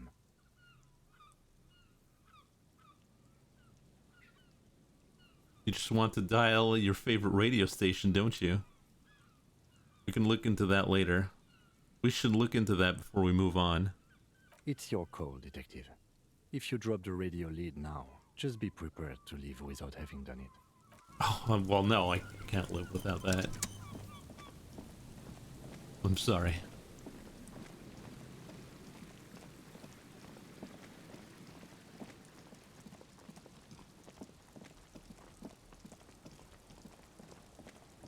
Grandma, on my paper. Our tenant, the policeman. I hope the waves don't keep you up at night. Just us. It's barely a village anymore.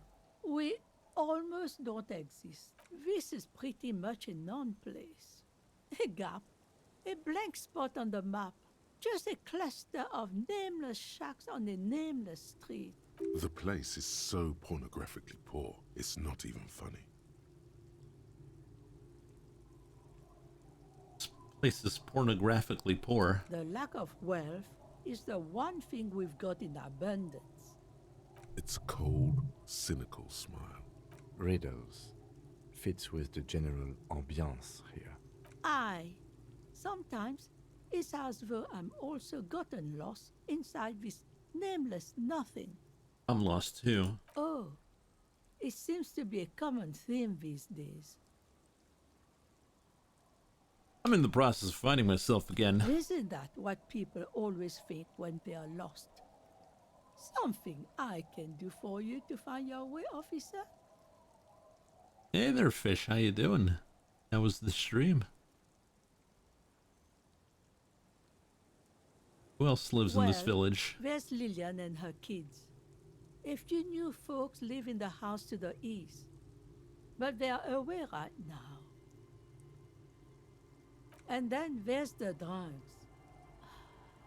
Not a pretty sight, but there's little we can do about it. Home is home, even for them. Lillian is tough. Tougher than the men here, at least.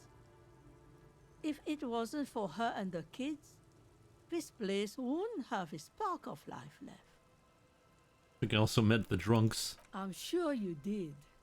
Nature keeps them in rotation. A new face pops up every now and an old one disappears and is forgotten. This is who we are.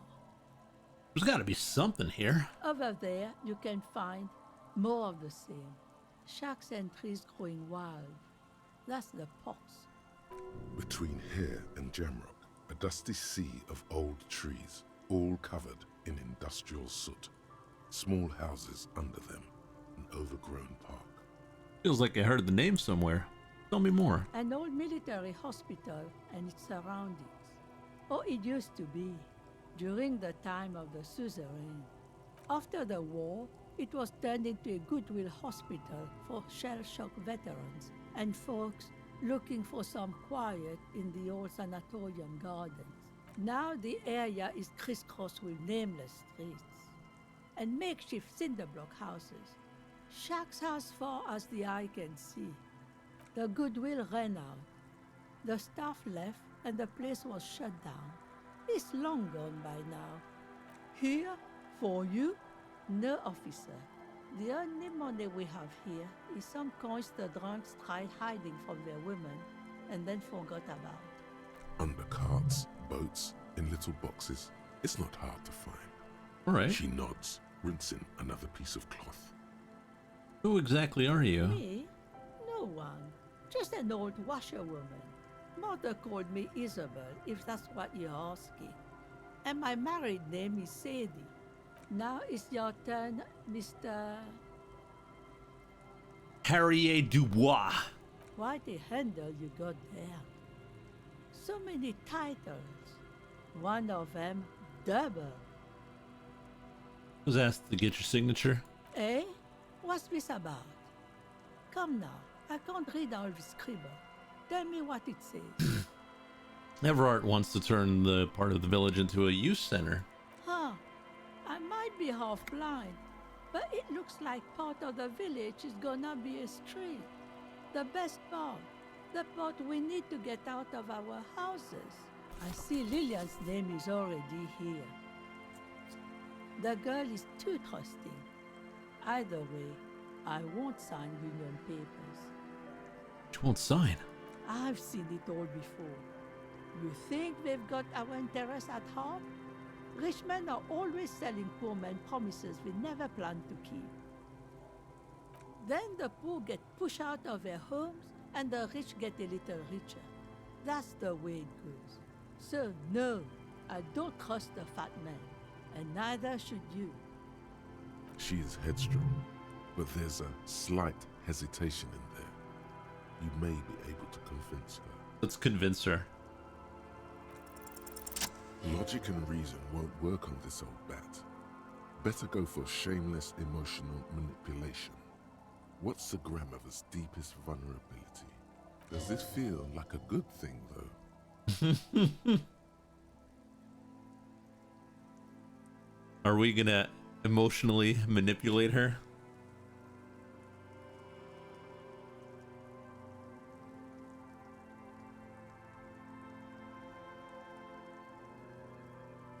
We need gun. What do you mean? What's going to happen? We are gonna grow up, of course. You've changed, Lucky. Now you're just seeing my true colors. I raised my own kids in this village and they are doing fine for themselves.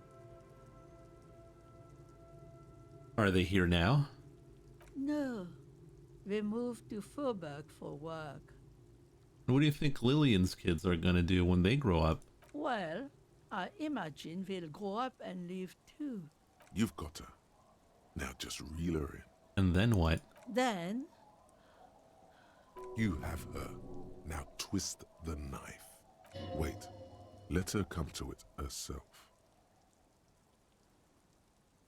I don't believe the Fat Man's Youth Center is going to change anything. But what other choice do we have? It's not like the coalition government is coming to save us. I won't be around much longer anyway. Not with the dampness in my bones. If they want to take a chance, who am I to stop them? Nod. Did you say something? I said you could start by signing these papers. I've got a pen right here. Reluctantly, she takes the pen from your hand, scribbles her name on the line, and hands everything back to you. See that you didn't just get us all screwed. I might be half blind, but I have a good memory for treachery. Let's go mail it. He's not dissatisfied with you, but with himself. About the document you just signed, Everard plans to muscle you out with construction noise. I think we just lost our shack.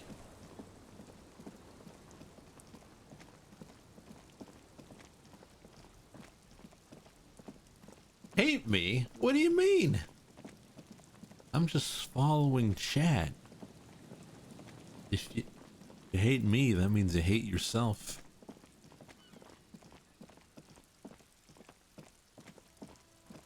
I am but an extension of chat.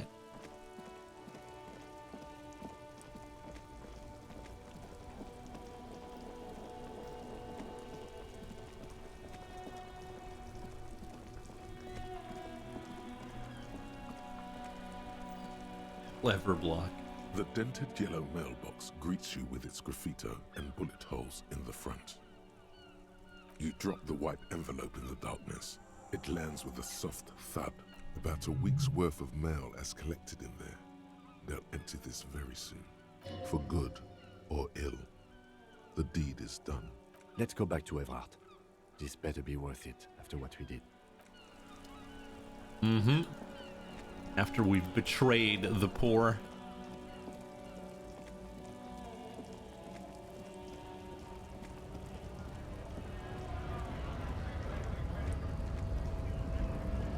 After we've thrown away any integrity we once had. Or gun. Well, it doesn't mean he'll have it. He'll probably dangle it again. Oh, but you have to do something else for me now. And then we hit him with the crowbar.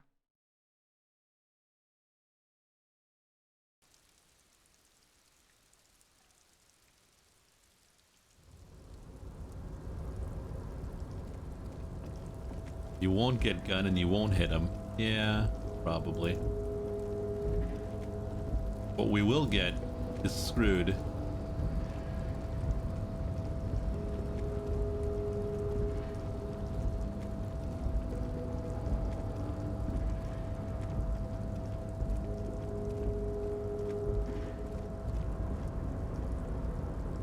Gonna fish out your car out of the water? Yeah, it's busted.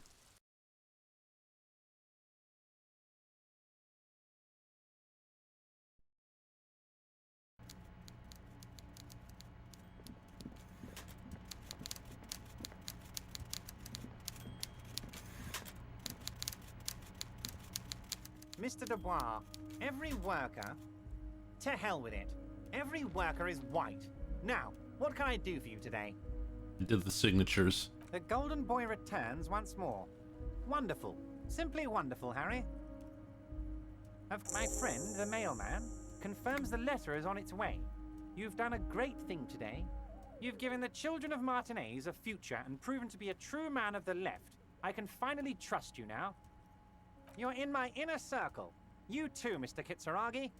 We can talk about anything. The strike, the murder, your lost gun, nothing is off the table. Where's my gun? Hear that? You did it the honest way. You got the real signatures, and now he's happy. Well done. I don't know. Your dirty forgery fingers aren't sure if playing this one straight was the right thing to do.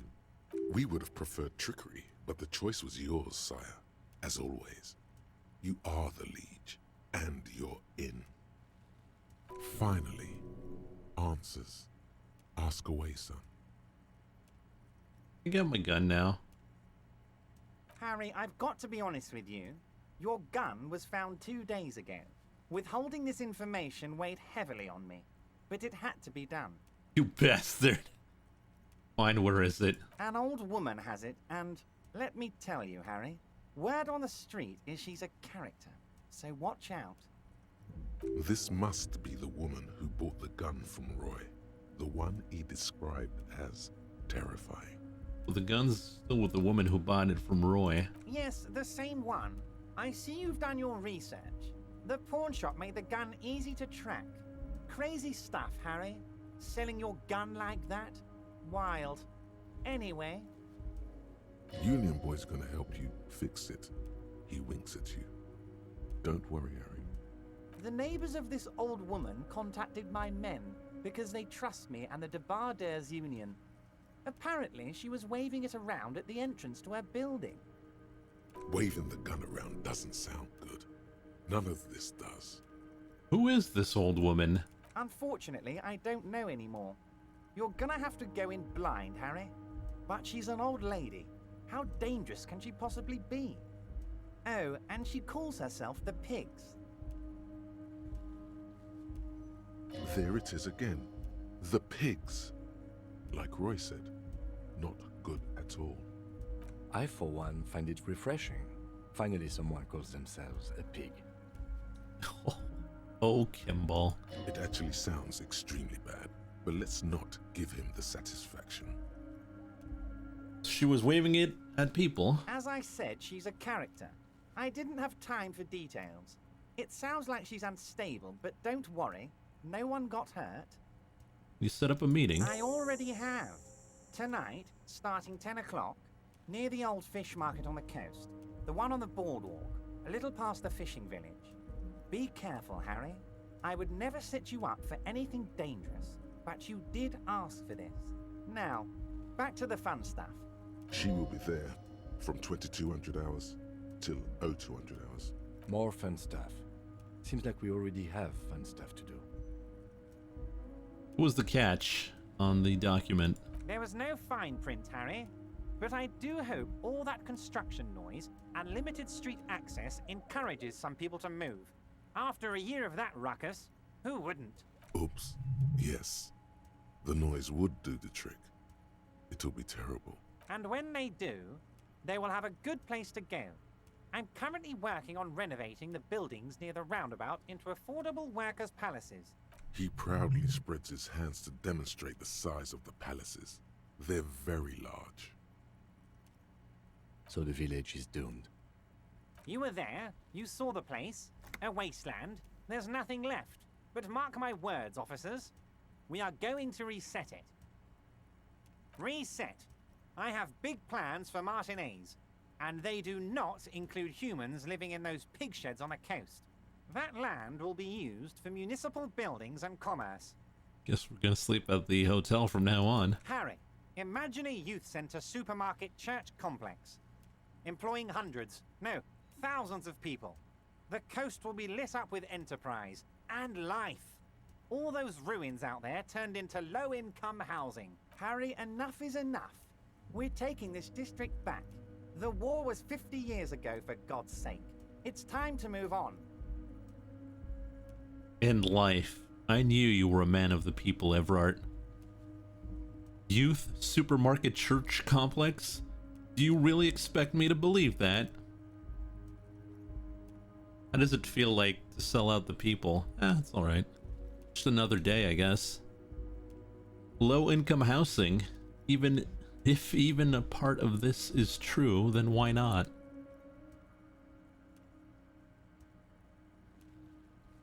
Three, you sold your soul. And I knew you were one too, Harry. Right when you rolled into town. I've got the centre, I've got room for a retail complex, and in 4 years I'll get the church too. The wheels are turning, Harry. The wheels of progress. This post-war limbo, I won't stand for it. There are kids practically playing with their own feces out there. It cannot go on. There is true indignation in his voice when he speaks about the state of things, and even a touch of pain. The pain is true. He's seen kids do worse than that. And then there will be a giant statue of him towering above it all. Wait, but will you erect a statue to yourself? I'm not a symbolist, Harry. I'm a realist. My statue will be Martinez rebuilt. 5-story building complexes, kids off speed, and landowners in a zone hating me. That will be my statue. And yours. We're doing this together. You can rely on my vote. Oh, I do, Harry. I really do. I'm gonna make the working man richer than Joyce Messier with that vote of yours. That's my job. Just like yours is to keep the peace. A true flash of anger in him, as he thinks of her. Did you order the hanged man killed? Order it? You know my men didn't kill him. They told you. It was a happy accident. You know how it is. No one takes the initiative. If I wanted him dead, I would have had to do it myself. And I'm too fat for that. Why are you so fat? What do you gain from him being dead? Okay, other questions. Let's ask him why he's so large and in charge. Glad you asked. I've got type 2 diabetes because sugar and fat was all my mother had to give me and my brother Edgar when we were kids. Good job too, as it made me ugly. And ugly people, Harry, are much better at politics. That is true. People don't trust pretty people. What do you gain from him being dead? Why, a war, of course. And what do you have to gain from a war? Victory, Mr. Kitsuragi. I have victory to gain. We are going to start a war with the Wild Pines group and win before they even realize there is a war. They're trained military people. Aren't you afraid for your men? Harry, we outnumber them 1,500 to 1. And that's just Martinez. With all the unions in Revachol, and with public opinion on our side, we can hold off 2 men, or 15 men, or even 50 men. The more they send, the worse it's going to look for them. They made a huge mistake hiring those guys. No one likes foreign mercenaries. The leftists hate them, the fascists hate them, even the moralists think they're in bad taste. Yeah, everyone hates them, except ultra-liberals maybe, which happens to be me. How's this connected to the strike?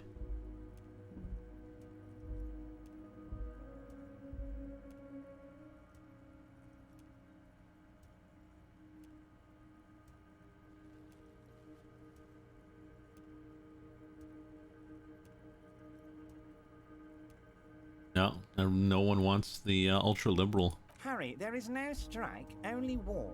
Class war. Or, in business terms, a dawn raid. Or wait. Is that when you still pay them something? Because we won't do that. We're not gonna give nothing. We're gonna take Terminal B away from them.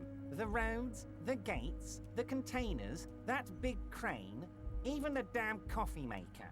We're gonna take all of it for the people, and fuck Wild Pines. The word fuck rings like a gunshot from his mouth. He doesn't swear often. So that's why you haven't let Joyce in? Yes. It's also why I let that midget Gaumont go. He's too nice. I can't put him through this. Plus, he knows how to get in here. That woman can't tell her tits from her arsehole. She has no chance. Why are you telling me your plans? Because we're friends, Harry. Besides, It doesn't matter now.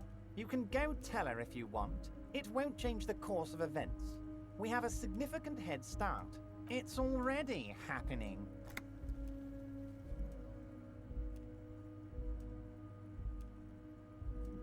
How are you going to fund your new independent harbor? Oh, you mean what sort of goods are going to be flowing through? How am I going to replace all the contacts we'll lose once the poo-poo hits the fan? The clients will ditch us. Harry, we've thought of everything. Clients would take a well-known multinational conglomerate over a local mobster any day. Can't possibly hope to continue like you have. Clients will leave in mass. Sure, some will go, but mark my words. The company will be unpleasantly surprised to see how many of them stay loyal to Martinez and to the new competitive contracts we can offer. With renewed zeal sparked by communal ownership, the men will be shipping those containers double time. You'll be surprised to see how fast things go without parasites latching on. We'll have our hands free to pursue bold, exotic new revenue streams. That's drugs. Drug trafficking. Drug trafficking? Don't be stupid, Mr. Kitsuragi. There are perfectly legal, 100% ethical chemical factories on the Samaran Isola. You don't need to be colonialist about it. Colonialist? Oh no. All they do is produce components to keep the pharmaceutical industry running. That's people's health we're talking about. Old grannies, little babes, people with disabilities. Wow, a neurochemical, psychoactive labor uprising stroke hostile takeover. I'm digging it, Everard. I have to say, I'm digging this part.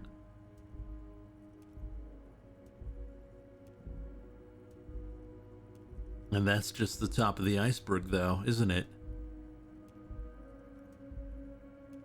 So am I. The company thinks transporting these chemicals in bulk looks bad, has bad optics, may be illegal in some countries. The Debarders Union, however, we're all about the large volume column. We're gonna transport the living daylights out of those materials, Harry. So your sick kid can get his benefit and your wacky uncle doesn't have to come off risperidone. And the kids on the street can get speed and pyrrolidon. I'm an old-fashioned guy, Mr. Kitsuragi. I sometimes grab a beer with the boys, but I have no idea about the things you just mentioned. But if I were to supply ingredients for some sort of rainbow party, I would make sure the Union took a fantastic share, and I'd keep that stuff far away from Martinez. Drugs are a no-go for me. I'll report this. I have to admit that's a well put together plan and far removed from you. Interesting stuff. I want to solve this murder, okay? No, interesting stuff. I just want to solve this murder, okay? Makes sense to regulate the drug trade like this. Keeps it out of more dangerous hands. Oh, Harry, you've misunderstood. I have no drugs in my hands. It's all far removed from me, like some half-remembered dream. Anyway, let's not focus on the sensationalism of the drug trade. This hypothetical drug trade is all anyone ever seems to be interested in. It would only be a small part of the harbor's turnover, just like the harbor is, but a small part of Martinez. Let's look at the big picture. Martinez as a whole. There are little girls out there with dreams of making music. Young mothers who want to start businesses. Models who want to walk catwalks and steel welders who want to weld steel. I'm gonna unite them all into one economic body. We're gonna incorporate this place to Kingdom Come. Everyone's gonna be in on the wealth, and everyone's gonna pull their weight. Let's keep focusing on the drug trade. He was almost admitting to it. Hold on, I don't want to look at the big picture. I want to look at the drug trade you almost admitted to.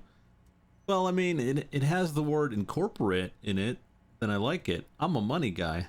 That's very ambitious. I love what you're doing for the working man. Not feeling the whole Revachol here. Not enough flags or kings. Honestly, it's not my place to judge or express an opinion. Thank you, Harry. Thank you. You have no idea how much it means to me, because in many ways, you are that working man. You have already done so much work. All for now. Great, Harry, great. I think we have truly built a bridge between Martinez and Jamrock today. We have united the RCM and the Debarders Union. This has been so great. I'm sorry we don't have more fun things to do together, but if you ever feel like bouncing something off me, my door is always open. All right.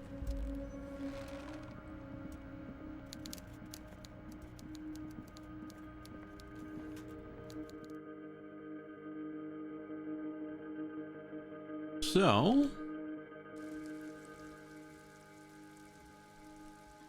we got our our gun rendezvous at 10 o'clock. We haven't talked to the ultra-liberal. Who was the ultra-liberal?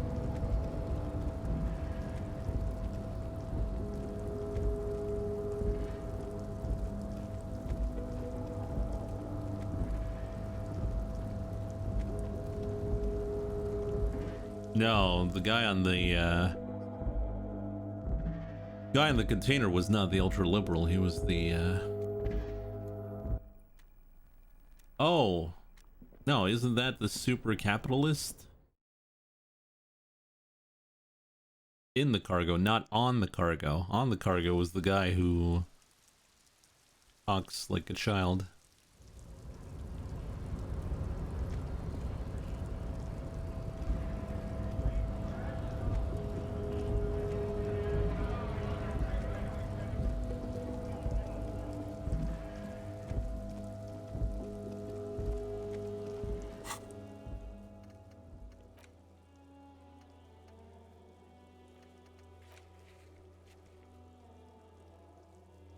The horrific necktie is getting ready for the end of the game. For the love of God, do not remove it until the magic happens.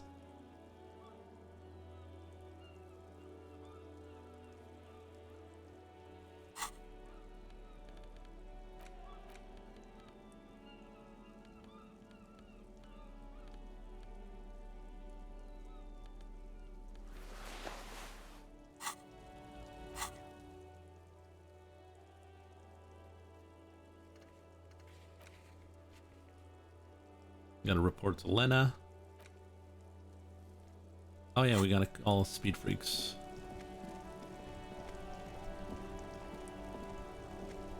Inside, you see a set of steering levers, a radio microphone, a pull-out tool. This is Precinct 57. How may I assist you? Alice, I need you to connect to Speed Freaks FM. Come again, officer? Speed Freaks FM, the radio station. It's for the case. Okay, officer. One moment. I have the GMS on the line. I'll connect you now. Yo! Hello, is this DJ Mesh? It is.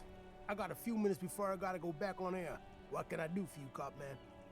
Just calling to confirm, did you debut a new track from DJ Flacio a few days ago? An asshole is a mouth for shit.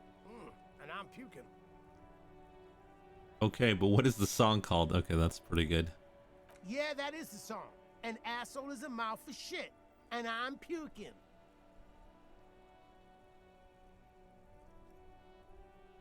Is that legal to play? It's illegal not to play, man. When you got that kind of music in you, the universe demands that you got to let it out. You know what I mean? Plus, Felicia and I got it in our contracts that we could play our own tracks. So really, it would be illegal not to. People like it? They're loving it, man. The requests keep coming in for more. I really think it's the future of music, I do. Fucking, like, stinkcore or something. Shit's so nasty. Those stink waves come up like sound waves, you know what I mean? Sure, man. I'm young, cool, and with it. Very cool, man. I'm dead serious when I say Fellatio's gonna make it big in this world. Okay, let's move on. We talked to some kids who said they heard it in their heads. Do you know how that could be possible? Come on, man. I just told you we're cleared to play shit like that. Listen, it's not our problem if kids decide to tune into River Shaw's hottest station. It's not that they played it on a radio, they heard it in their heads. Do you know how that's possible? I don't understand. Are you asking if we can, like, play our station into people's brains? Sure, forced radio. Can't tune out. You'd make a killing on ads. Yeah, like a new way to equalize people, getting them all on the same station. A great tool for communism. Exactly like that. I think you're an enemy of traditional values, forcing your filth on the innocent. Yeah, I like that. Maybe it was part of your civic duty. You were just testing it out for the government. Right on, brother. We got to make sure everybody tunes into this sonic revolution. But we didn't, like, force it into people's brains. Got no idea how you do that. Short of them just tuning in on their favorite radio receiving device. Okay, I recommend looking into it for the revolution. Revolution Brain Broadcast. Got it, yeah. We'll look into that. Was there anything else you wanted to ask? No, that was it. Thanks for your time. Nah, man. Thank you. This has been an absolute pleasure. Later, cop man. The party has terminated the call. Is there anything else I can do for you, officer? Press the button labeled saved and turn on Speed Freaks FM. No, we're good. 57th, over and out. In the cabin, you see...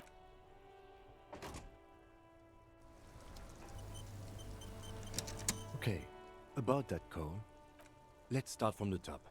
There's no doubt that the twins heard Speed Freaks FM. I still don't know how without a radio, but they did. What does it mean? I don't know what it means. A weird voice in my head said to talk to the kids. Maybe it's related. I don't think the voices in your head are related to this, no. But it didn't sound like one of my thoughts. It sounded like a lady. The lieutenant gives you a long look. I don't know what to say to that, or what you want me to say. I'm sorry. Did we ask where the kids were when they heard the voice? I didn't, sorry. No need to apologize. I was just going to say it'd be a good idea to ask them. And, Detective, thanks for this. It's been interesting. Jim's gonna die. Confirmed. He's too nice.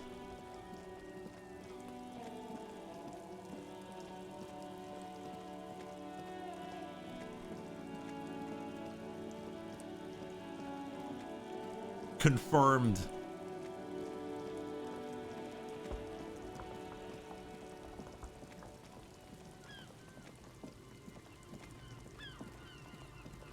You're gonna die. Oh, you know. That's just part of life, you know.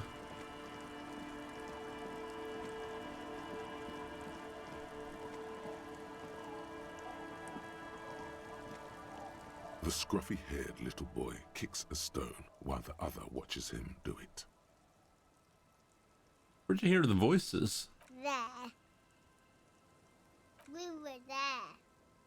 Thanks, kids. Ah, knew it.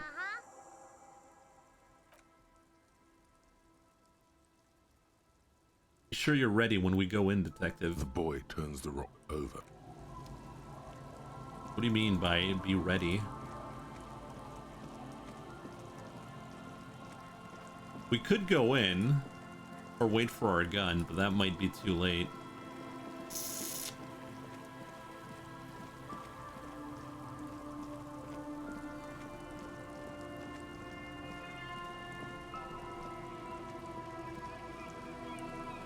That's code for you won't be able to go back after this, yeah.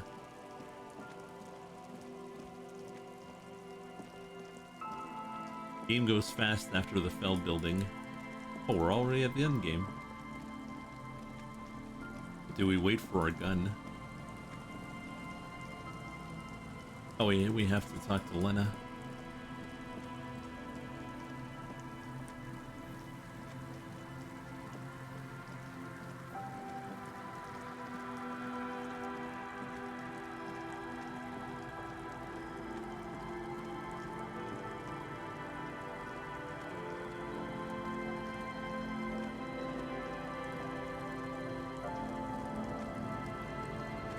I haven't checked around the church.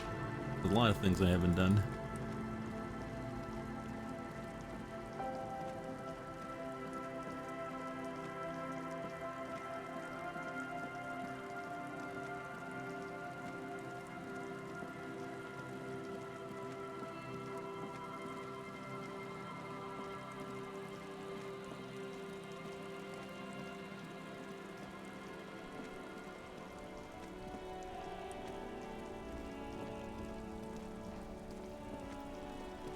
Wonder if we can get backup from our old partner.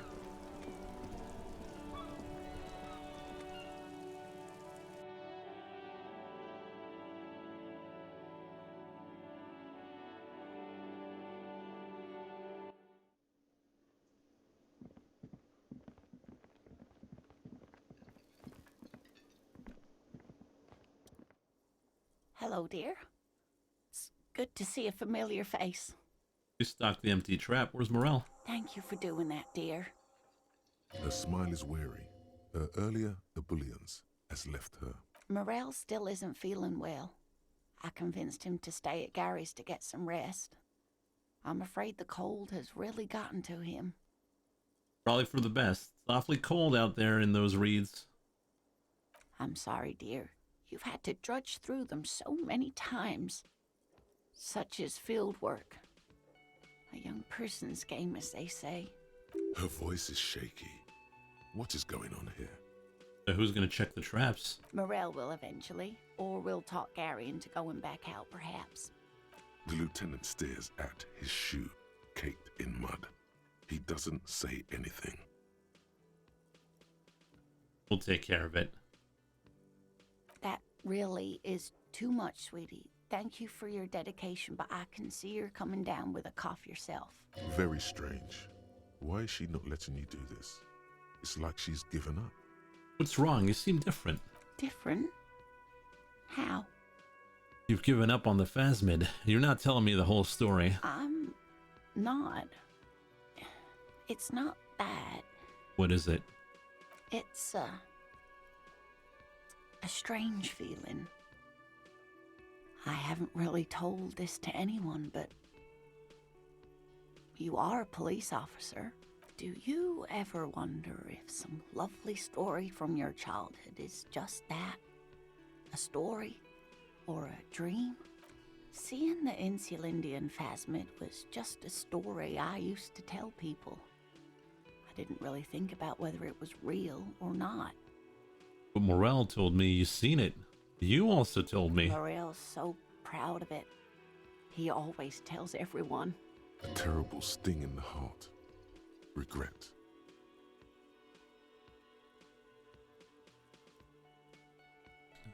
So you haven't seen it. I should arrest you for lying. You're saying you made it up? No, at least I don't think I did, but Morel was so eager to believe my story was evidence of the phasmid's existence that I'm some queen of the cryptozoologists. That, and for years his belief made me believe too. That I am a queen? An extraordinary witness to grace. But now, we're both getting old and he's still working himself sick out in those reeds looking for it. But what if I was just wrong? I think I was. The lieutenant opens his notebook, but doesn't write anything. He's hiding. These things are tough on him. Matters of love, not violence or deceit. First tell her that her marriage hasn't been a lie. An acorn is not the same as the tree. That requires time, diligence, and care. And I need something good here. Wrong or not, your relationship with Morel isn't just about the phasmid. But it is. We've spent years searching for the phasmid, hunting it together. Without it, what are we? Just another pathetic old couple. If I hadn't led him down this path, he could have a steady job lecturing at a university. Normally, when I think about stuff like women and marriage, I feel bad. When I think about you and Morel, I feel okay. That counts for something. No? Oh, of course it counts for something. But we've had our hard times too. I was a paraplegic before we met. He didn't know before I arrived. On our first date. If I weren't the queen of the cryptozoologists, if I didn't tell him that story... She has to swallow to relax her throat. It's keeping her from talking. Now I understand why you haven't told him about your doubts. Wow, love is hard. He'd still be into you. That's not how these things work.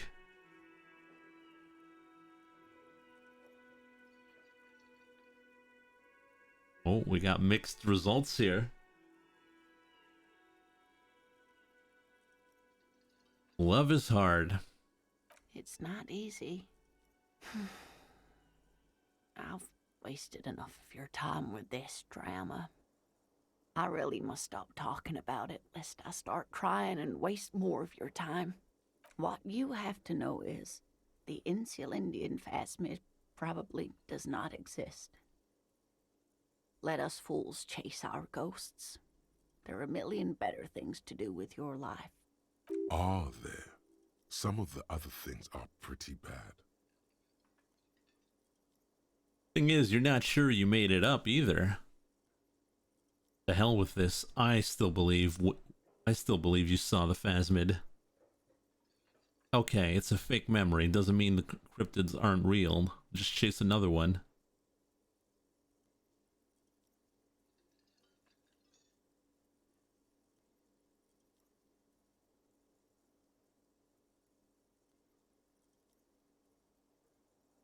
One. A true believer.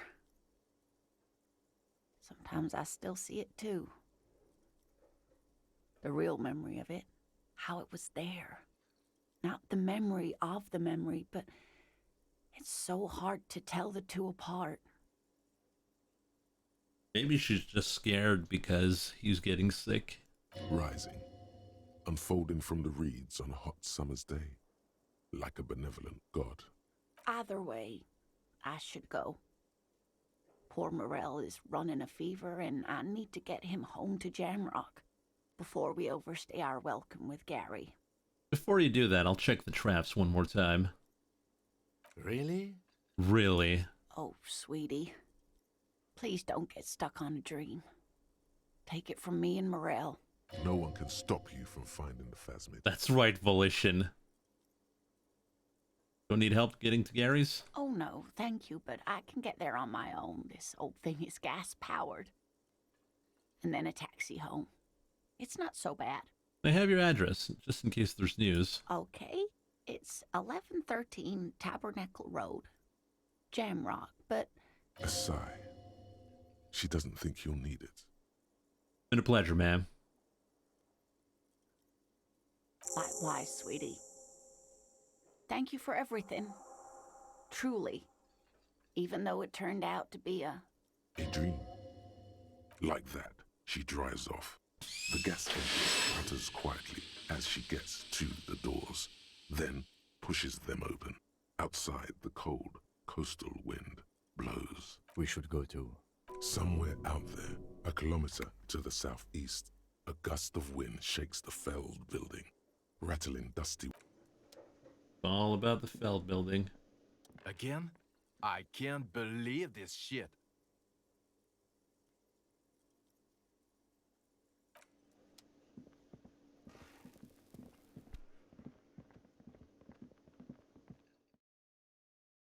One last run through the traps. We gotta kill some time, right?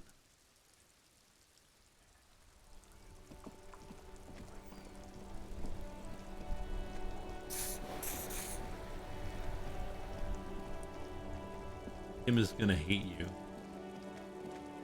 Ah, it's my buddy. You don't hate your buddy. Hey, the Freeport. Thank you for that.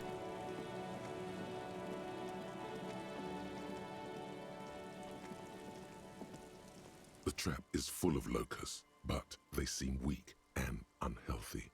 A few lie on their backs with their legs twitching. Still, no phasmid. Poor things.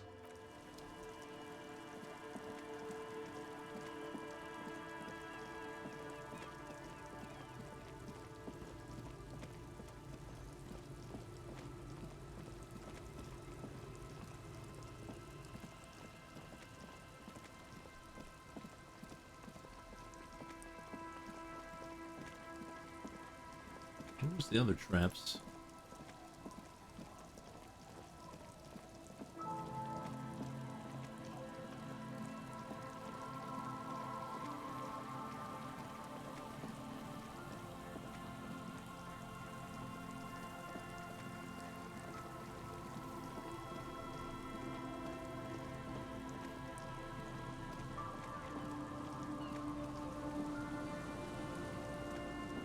A few locusts trudge along the wall of the trap. The rest are piled in a heap in the corner, dead. No phasmid anywhere. Poor things. This is looking grim. The trap is filled with dead and dying locusts. Most of them aren't moving anymore. You still can't see a phasmid anywhere. Poor things.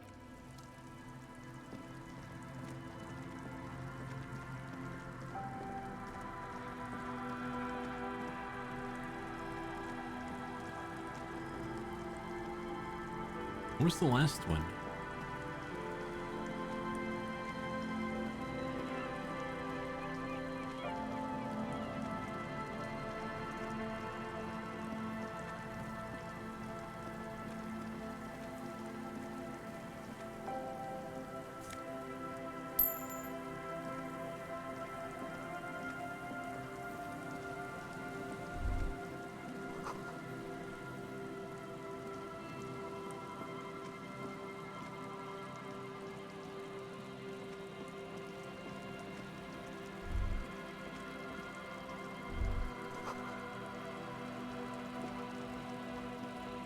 Oh no, forgot the other one.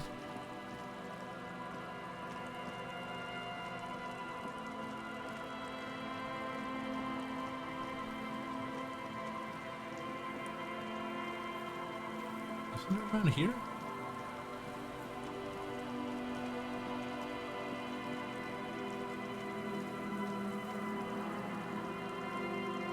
Oh yeah, okay.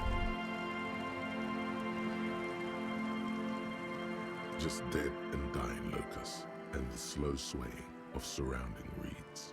Poor things. That's it then.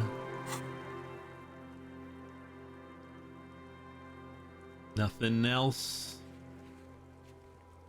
Nothing else.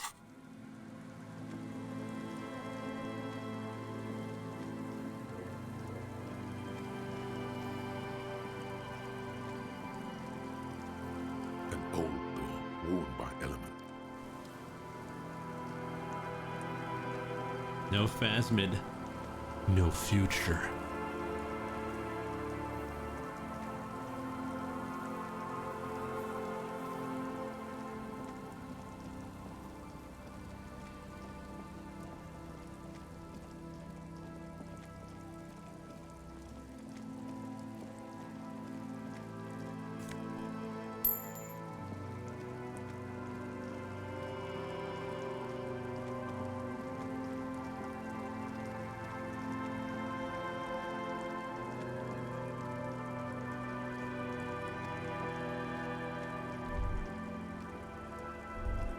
You see that seagull up there?